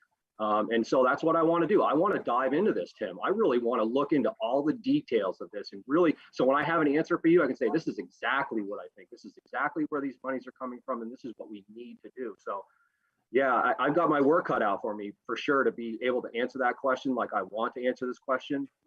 But for now, no, I'm not voting. I'm voting no on every one of those line items. Okay, question for Tara Cheney. John Hagan.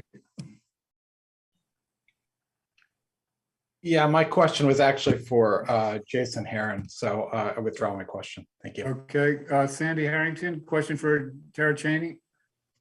My question was also for Jason Heron. Okay. I hope we're getting ready to wind down this section because we still got quite a bit to do. Question for, let's see, who's up next? Zon Easties. Question for Zon. A question for Lynn King. If I'm moving too fast, I'm sorry. Hannah Jenkins. Question for Lynn King. No, that was actually a question for Zon, but there was just a lag. Okay, go ahead. Okay. We can't. Yeah, you're muted. Okay, great. I was just curious about how it was decided this year whether we would be meeting for town meeting remotely or whether we could gather in person again, if that was a select board decision or how that was made.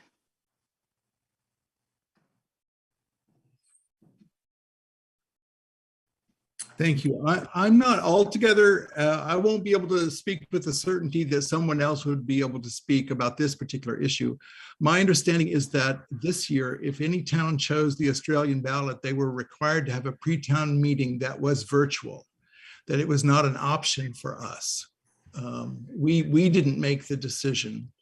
We made the decision to have the Australian ballot rather than move our election to another date later, a date certain later in the spring. That was in consultation with several different aspects of the town. The select board didn't make that decision unilaterally at all. We worked with the school, we worked with the staff and so forth to figure out what was going on with the other towns in the Wyndham Southeast District. Okay, thank you. Okay, are people going to be really upset if we move on? Do people feel as if maybe we've gotten to know these candidates? I'd like to say something. Okay, Jackie. No. Oh, so Sandy, Yes. Jackie, one of the, Yes. I can't, I'm whoever sorry. said. My video is not coming on every time I press the button. So maybe it will there. Okay, I just wanted to have a question for Jason Heron, and it's more, Jason, I really wanted to thank you for representing the taxpayers. 20 years ago, I brought ballots around to elderly residents who were all telling me the same thing, that they had given up and that they were selling their houses. They could not afford the taxes. Myself and my husband live on a very fixed income. We only get Social Security, and it's not only just dipping into savings. There is no more savings. It's into debt now. So thank you, Jason, for being there and doing what you're doing. Okay, question for Michael Becker. Jackie, do you have a question for Michael Becker?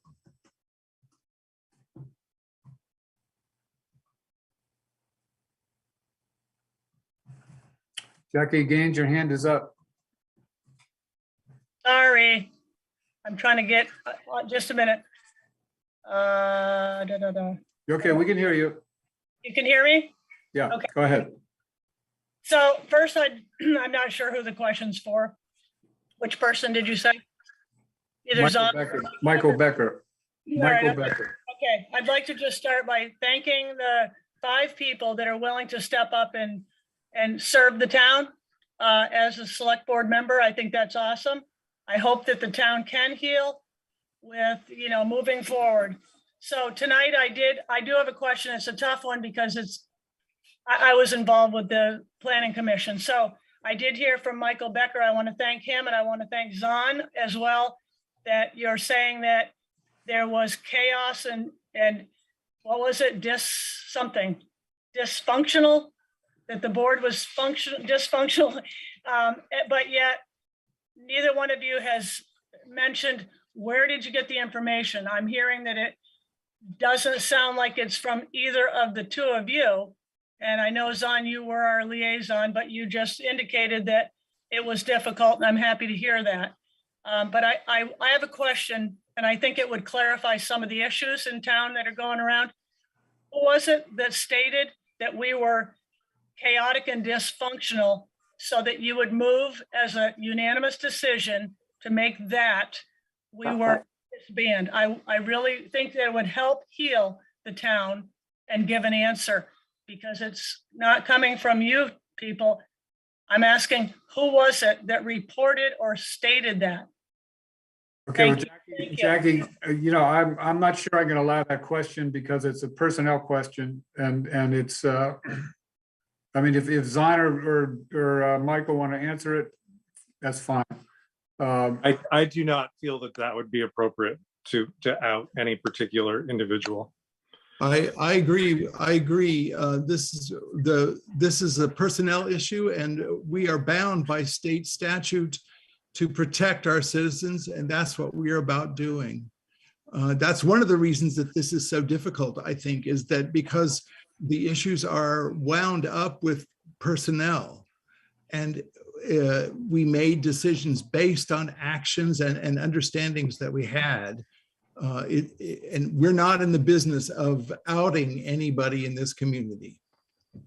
Okay, with that, I'm gonna, if it's with people's permission, I'd like to, you know, wind up this section. And Jackie, I want to thank you for the first part of your statement, which is express gratitude to the 5 people who are running. And, you know, we're lucky to have 5 candidates. And I thank all of them for their participation. I thank all of you for your questions. And I would like to move on, if that's okay. Lynn, you've got your hand up. Do you have something to say?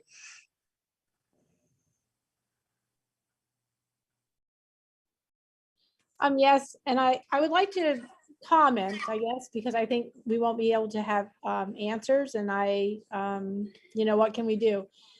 I find it odd, even so, when I hear the word dysfunction, and I want to share this because I too was on the planning commission, and it was hurtful and shameful to not only all be dissolved, but we had to read all kinds of stuff in the newspapers. So, and it was degrading. And the only thing I'd like to share here for the public, for people who are on this tonight, is for people to know that when you bring a true diverse group of people, different views, different people from all walks of life, and we don't all have that same opinion or thought or even care for the discussions held. And sadly, if that seems to be dysfunctional to have a healthy dialogue, I believe that that's what our town is missing. And I guess I would like for everyone to know that. If we cannot have discussions, it really is important. So I hope that Dawn and Michael and Richard, Veranda, everyone at the table takes that in, because we were not bad people by having discussions about things we cared about. So I thank you for this time. Okay, Sandy, I'm sorry, I'm going to end this part of the program because it's 10 of 9 and we've still got a lot of ground to cover. Next up is any candidates for other offices in town who would like to speak, and I hope you will not. Auditor, lister, moderator, cemetery commissioner, library trustee, trustee of public funds. Is there anyone who'd like to make a statement?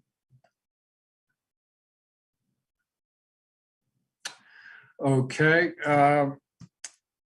seeing none, let's move on to the Wyndham Southeast Supervisory District. And I think we're going to hear first from candidate for that board. Is Lana Deaver still with us?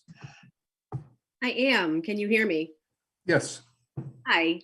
Good evening, Guilford. Thank you for the opportunity to introduce myself. I can see that Guilford is brimming with passionate, engaged citizens, and I feel lucky to be in such company. I will keep this brief because I know you've all been here for a very long time and you've got a lot of work to do. Throughout my career, I've worked to ensure that everyone has a seat at the table.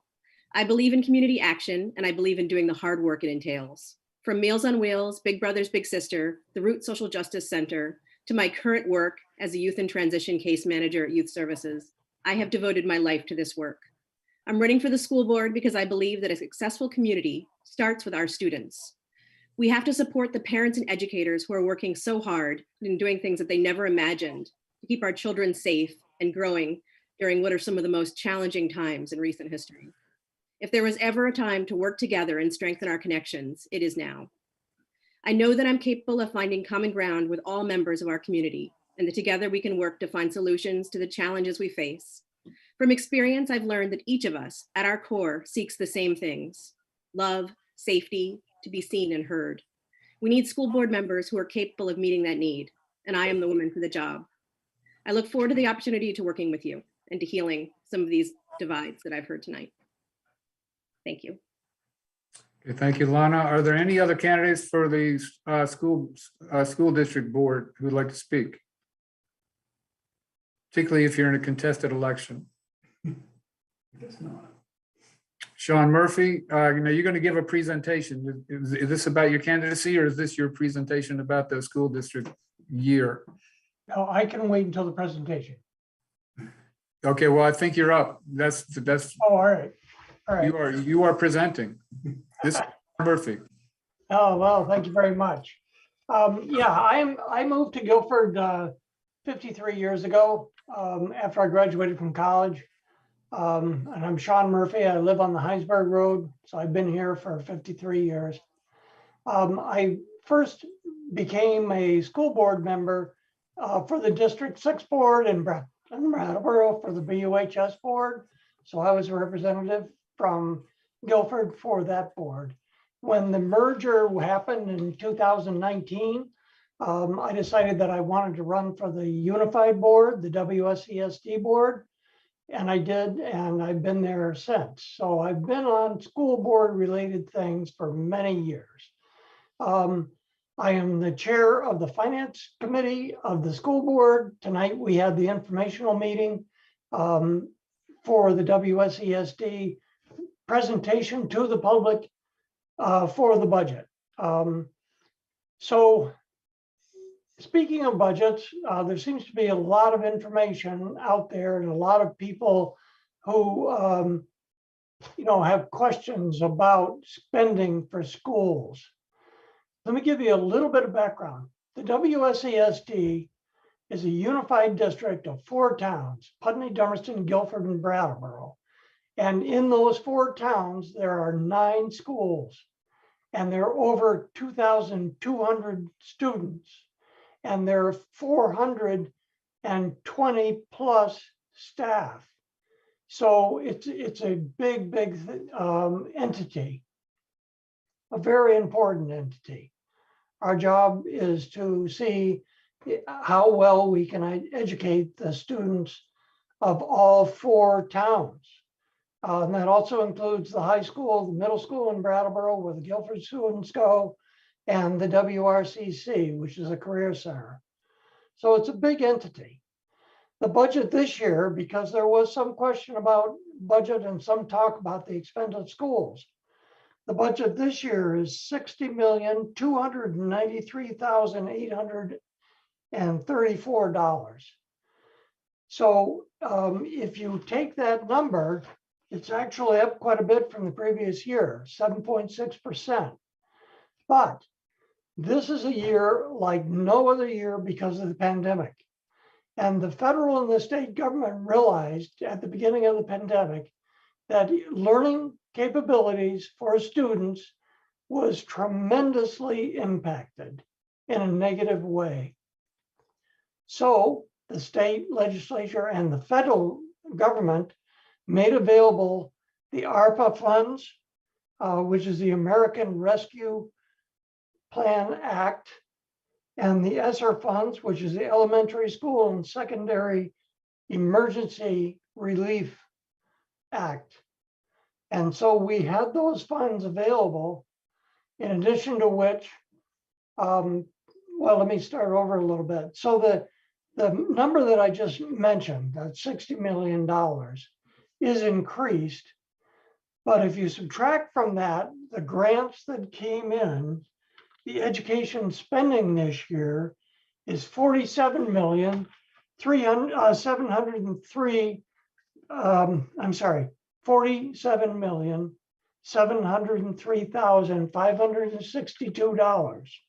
So that if you take the equalized pupil numbers, which is 2,262.9 pupils, and you divide that by the education spending, you come up with a spending per pupil, which is $21,081.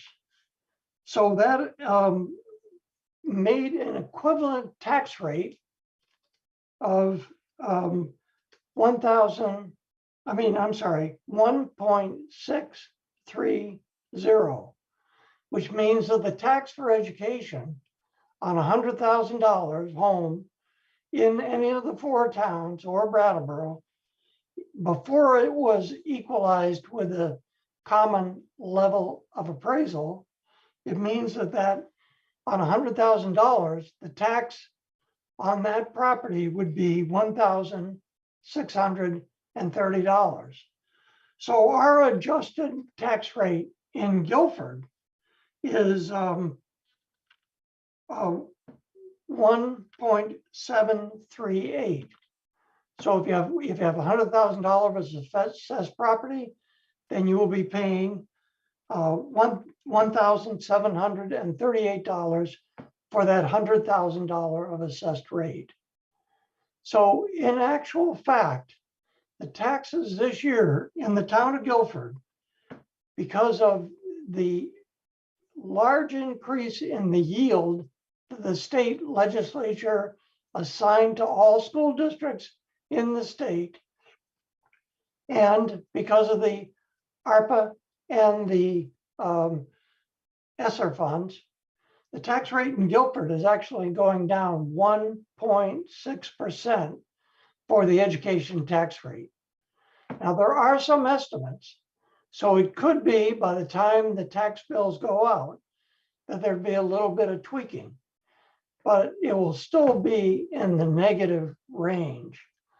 And just because Mr. Herron said that the Guilford school spending was 3.4 million, I would like to correct him if I could on that. The school spending for the town, the Guilford Central School this year is $2,726,471. So if you took and divided, well, I was going to say, some people think that if you take the number of students in the school and you divide that number of students, which in Guilford is 139 students currently. Well, you can't do that because we are a unified district and all towns, all students, all spending gets put into a big pot. And that number of equalized pupils, the 2,262.9, is divided into the educational spending number, which this year is 47,703,562, which gives us the spending per pupil, which is $21,081. So sorry to spend so much time on finances, but I did it because there's such a concern. And I assume that people will be glad to hear that the education spending tax rate will actually be lower this year than it was last year. There are many other things that happen at the WSESD other than just finance. And so many of them need to be understood and need to be commonly talked about. The structure, governance structure of the WSESD is widely misunderstood. And I would love to make it so that everybody did understand the structure of our school system in these 4 towns. And in addition to that, to the town of Vernon, which is a single district I mean, a single town district in the WSESU. So the WSESU has two districts. One is made up of 4 towns and one is made up of 1 town. So with that, I think I'll conclude my presentation, and I'd be happy to take any questions. Thank you very much.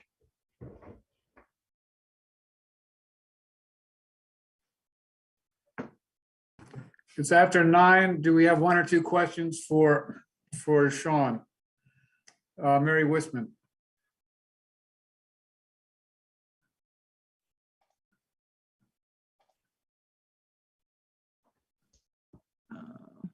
Can you hear me? Yes. I'm sorry. Hi, Sean. It was an interesting presentation. I would love to know more. To me, 21,000 per pupil, I don't know if everybody heard that, but is outrageous. I happen to be an elementary school teacher, and it is outrageous. I see you shaking your head. It's outrageous. I do. So my question is, because I just heard this and I want to clarify with you, is it true that because we're part of this union, that as a town, we can no longer use our gymnasium, the elementary school gymnasium, say for a town meeting? I don't know the answer to that question. I think John Gagnon would be the person to direct that question to. It's, to my knowledge, that is not true. I'm pretty sure that it is not true. No, that was a COVID, I believe that was a COVID related decision. And let me just say something about the per pupil costs. Mm-hmm. The state sets a cap every year. Most schools in the state of Vermont go right up to the cap, and then they hover below the cap. Because if you go over the cap, there are tax implications. This year, the state has suspended the tax cap. I mean, the cap on spending, not the tax cap, the spending cap.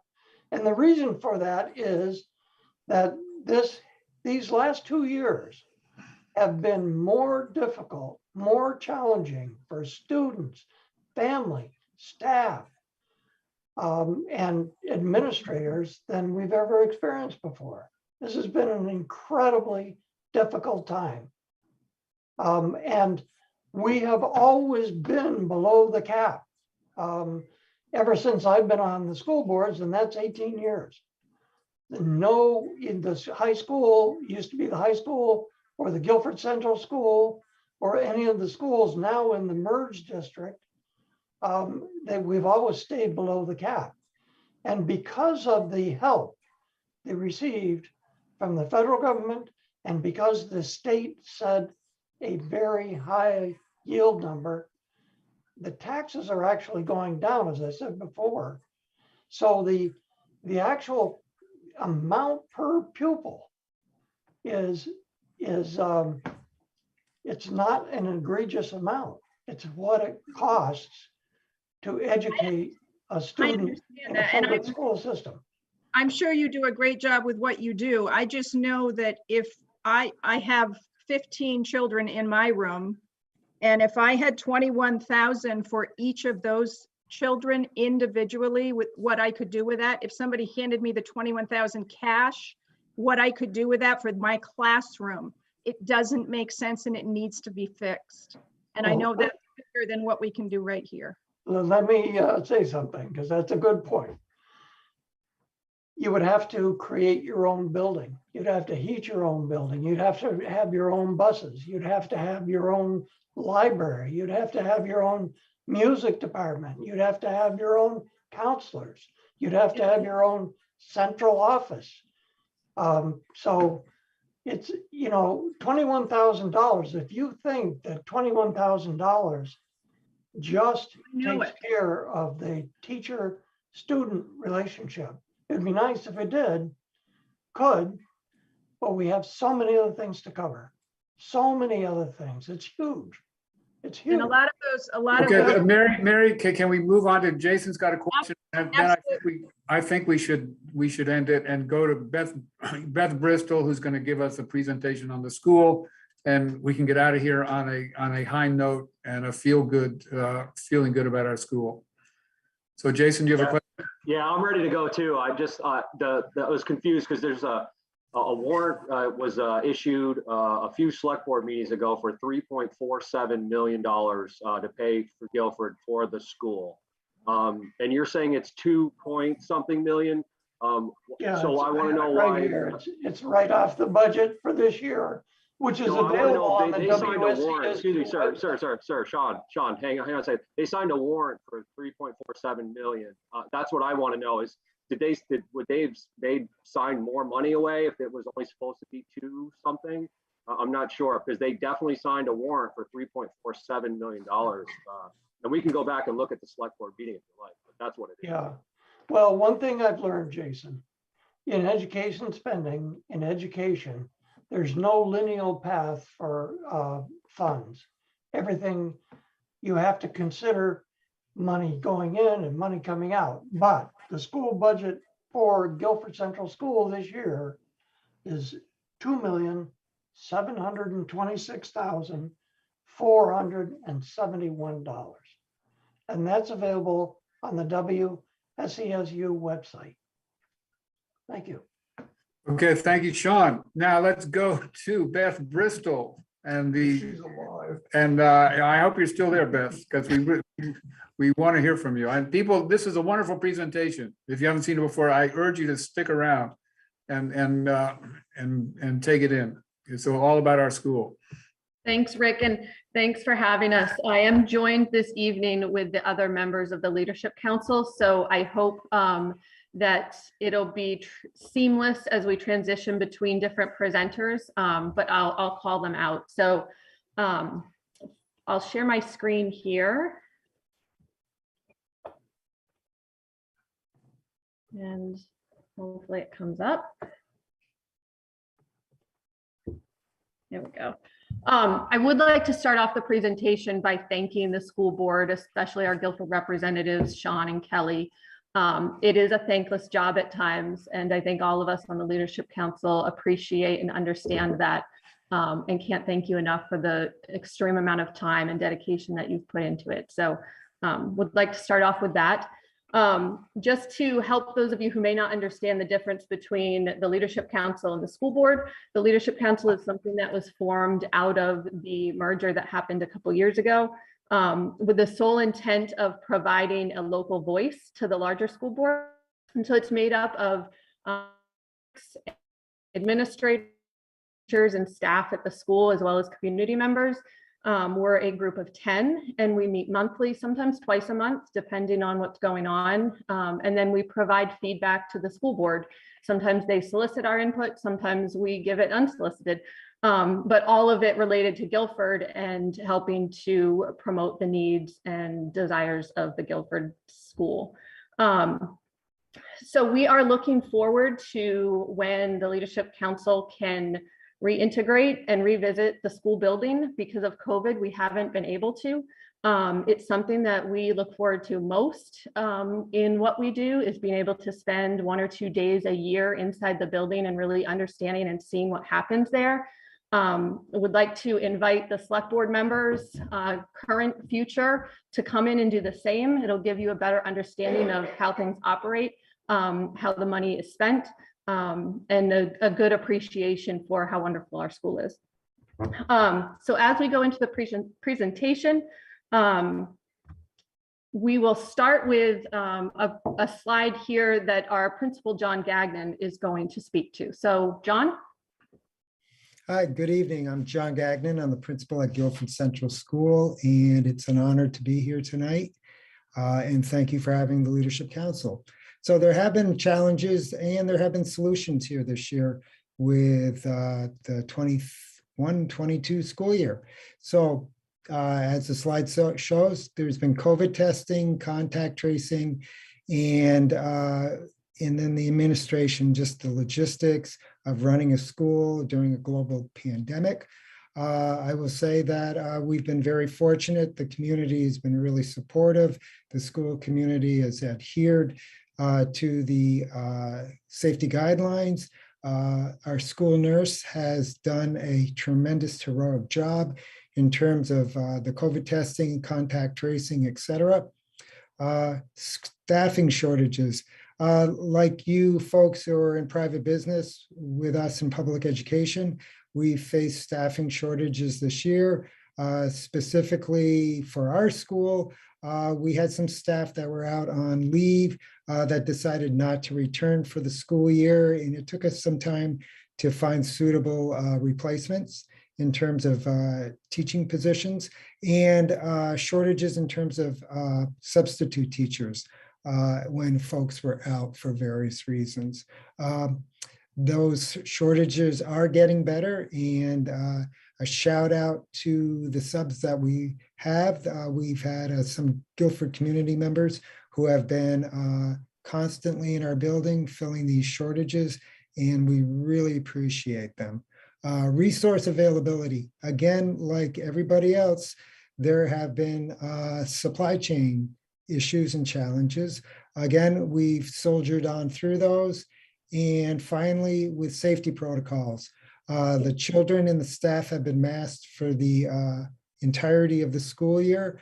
And I foresee that that will continue unless the AOE and the Department of Health change the guidelines in the near future. We are keeping our fingers crossed that as we move from a pandemic to an endemic, that could change. As we moved into the February break, the guidance had changed slightly, where masks were not universally required, that if schools had 80% of their student population vaccinated, that they could consider unmasking. We're not there yet. We're at 66% of our children are vaccinated, and with our staff is almost 100%.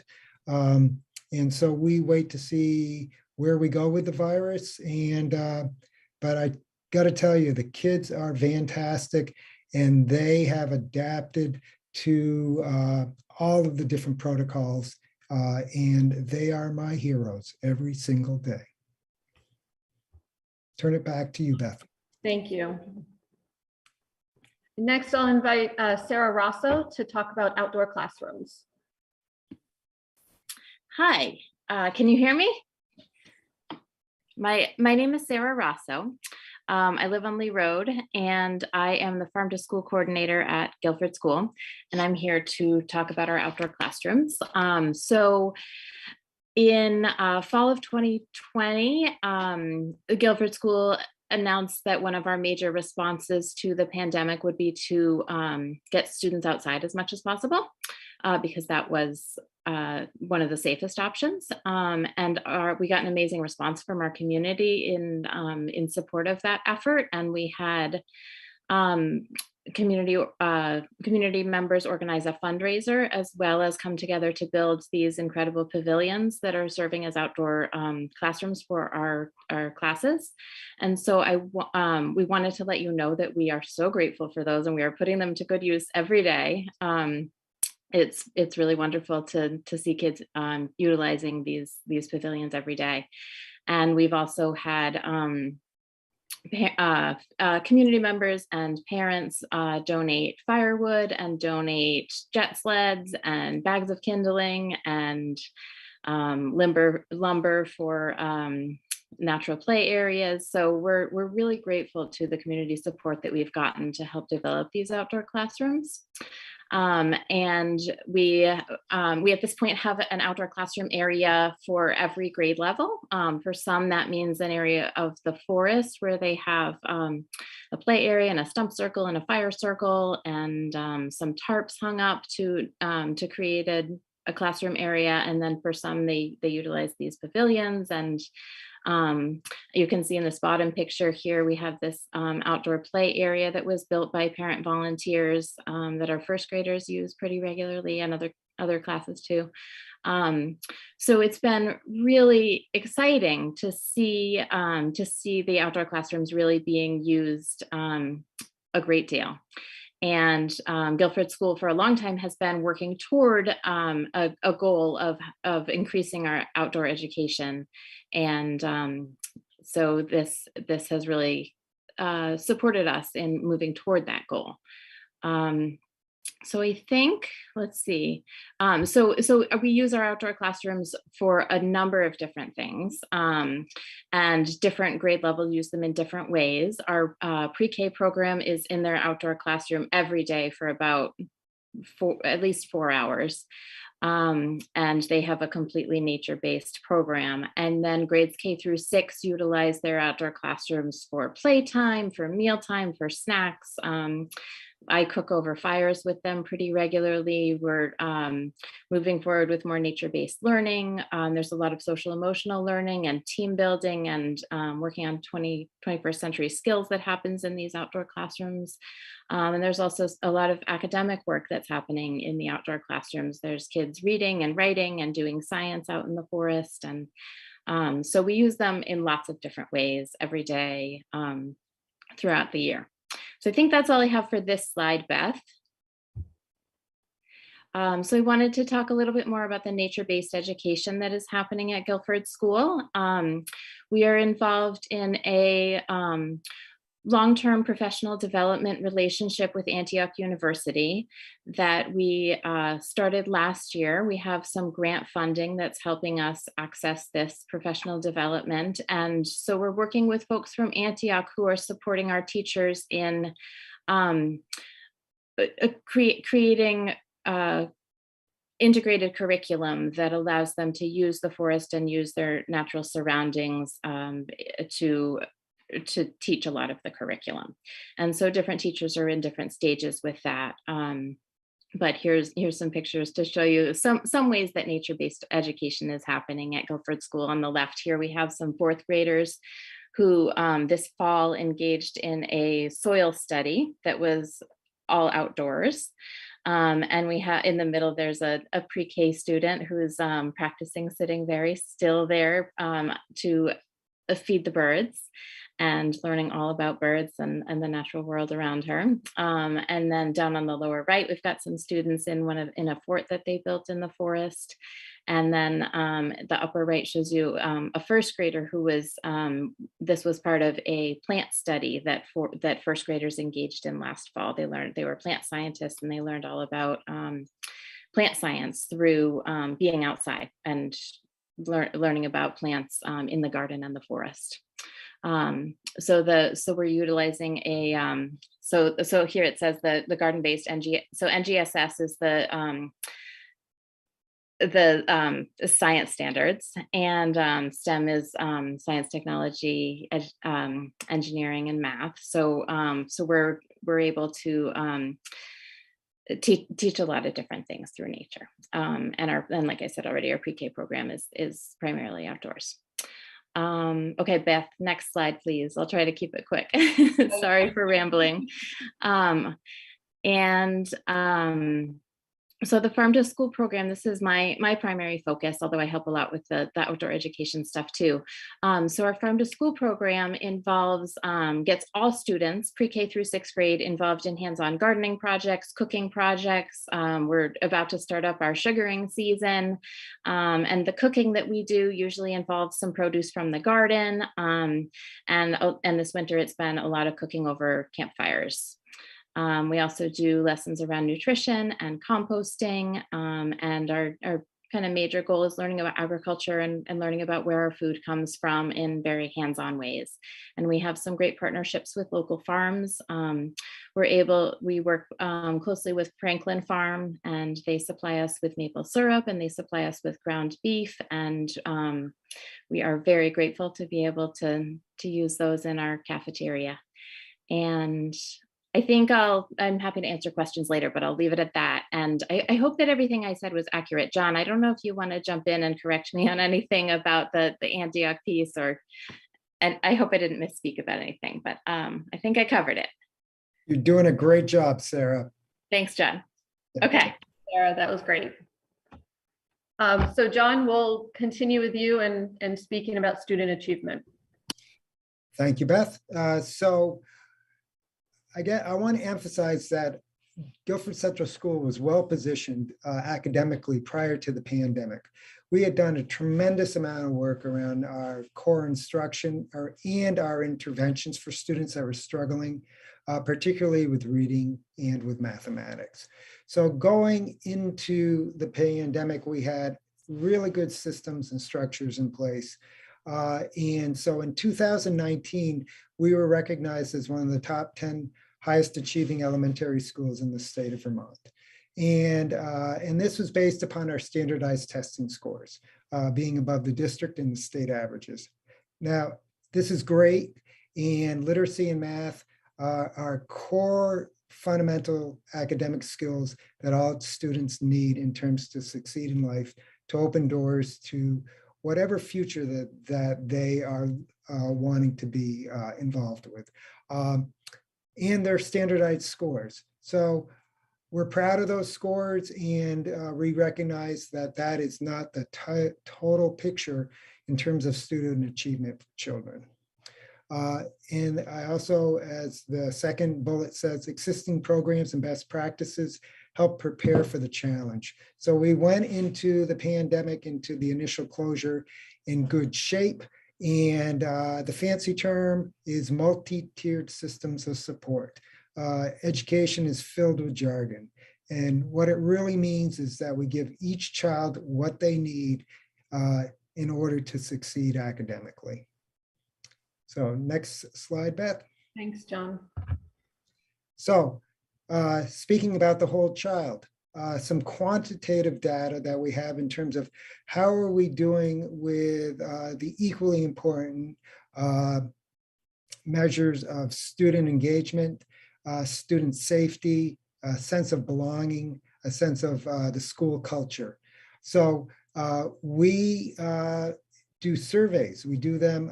We did one last spring, and our students, as you can see, 74% responded favorably to all of the questions. These are students in grades 3 through 6 that took this survey. And as you can see, compared to the district average of 64%, and this was again last May.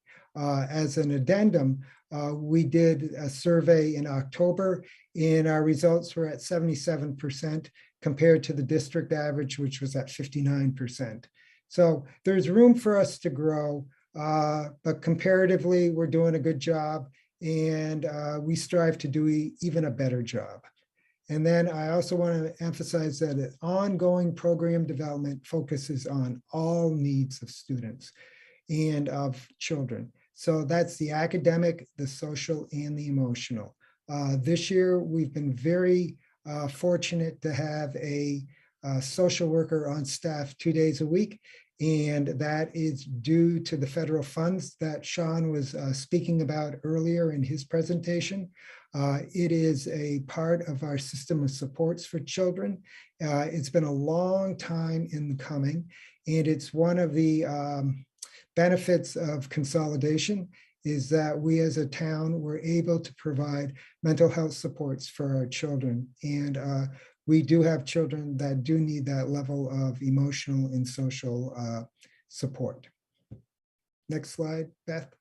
Great, thank you. So where does the Leadership Council come into all of this? We reached out to the school community and asked what their number one need was, how we could help. And what we heard from them overwhelmingly was resources and staffing, more bodies in the building, more assistance. And so the Leadership Council drafted a letter to our school board requesting just that.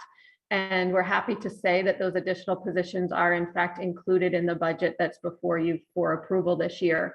It includes 2 additional positions, not full-time, but 1 additional half-time academic support teacher, specifically focusing on interventions and enrichment, which would bring us up to a total of 3 FTEs or full-time equivalents for academic support teachers. We also asked for a 50% increase to the social worker position that John just spoke about, which, as he said, was a long time coming, something that we have wanted to do for years, but until the merged scenario, we were just not able to afford it. So that position will be increasing from 40% to 80%. And as I said, these 2 position increases are included in the budget this year. The other thing that we did is we partnered with the Guilford Volunteer Fire Department and the Emergency Management Center here in Guilford to draft and submit a grant for a new automatic generator that would support the entire school building and not only help to keep our children in school and operational during a power outage, but it would also allow us to utilize that building as an emergency shelter for the community in the future. So we haven't heard back on the grant yet, but we're optimistic and hoping that that's something that we can collaborate on. And I'll turn this slide over to Erin Kachuk. Thanks, Beth. I'm Erin Kachuk and I live on Weatherhead Hollow Road, and I'm going to be speaking to community support with the Leadership Council and Guilford School. There has been continued community support and volunteering at Guilford School, even though there continues to be restrictions and guidelines due to the pandemic. These are just some, but not all, of the ways that our school community has come together for the staff and students this year. One of the focuses this year for the Leadership Council was coming up with creative ways to help support staff during these hard times. Starting in October, LC volunteers delivered meals on Tuesdays for staff at Guilford School. These meals were funded through the Everyone Eats program and will continue into March. Multiple local businesses and families were able to donate to the school and work to improve outdoor spaces. The donations included firewood, kindling, and cast iron cookware for outdoor cooking. Before school began this year, enhancements were made to the Storywalk feature in the front field. Permanent storyboards were built and installed by community members. In the fall, first grade parents added natural play structures to their outdoor play space.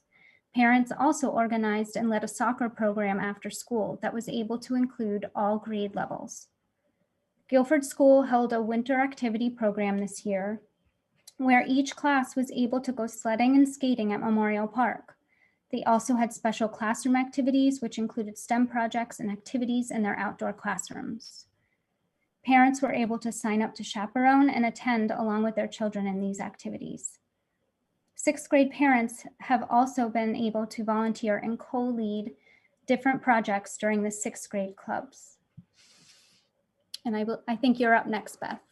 Thanks, Erin. So we'll close out with a budget overview. As I mentioned before, although the Leadership Council doesn't have fiscal responsibility over the school budget, we do offer an advisory component and can make recommendations like we did this year regarding staffing and make pleas to the Guilford School Board or to the town school board to recognize the needs of Guilford. And so quick overview, our current student enrollment is at 131, although it may be different now from when I put together this presentation. And our staff is at 34. Keep in mind, although it's at 34, those are not all full-time positions, so they're not all in the building at the same time. And 2 of those positions are ESSER funded, and those are the COVID federal fund granted positions. As Sean spoke to, our Guilford budget is up 6.6% from last year. This includes additional staffing requests and other cost increases.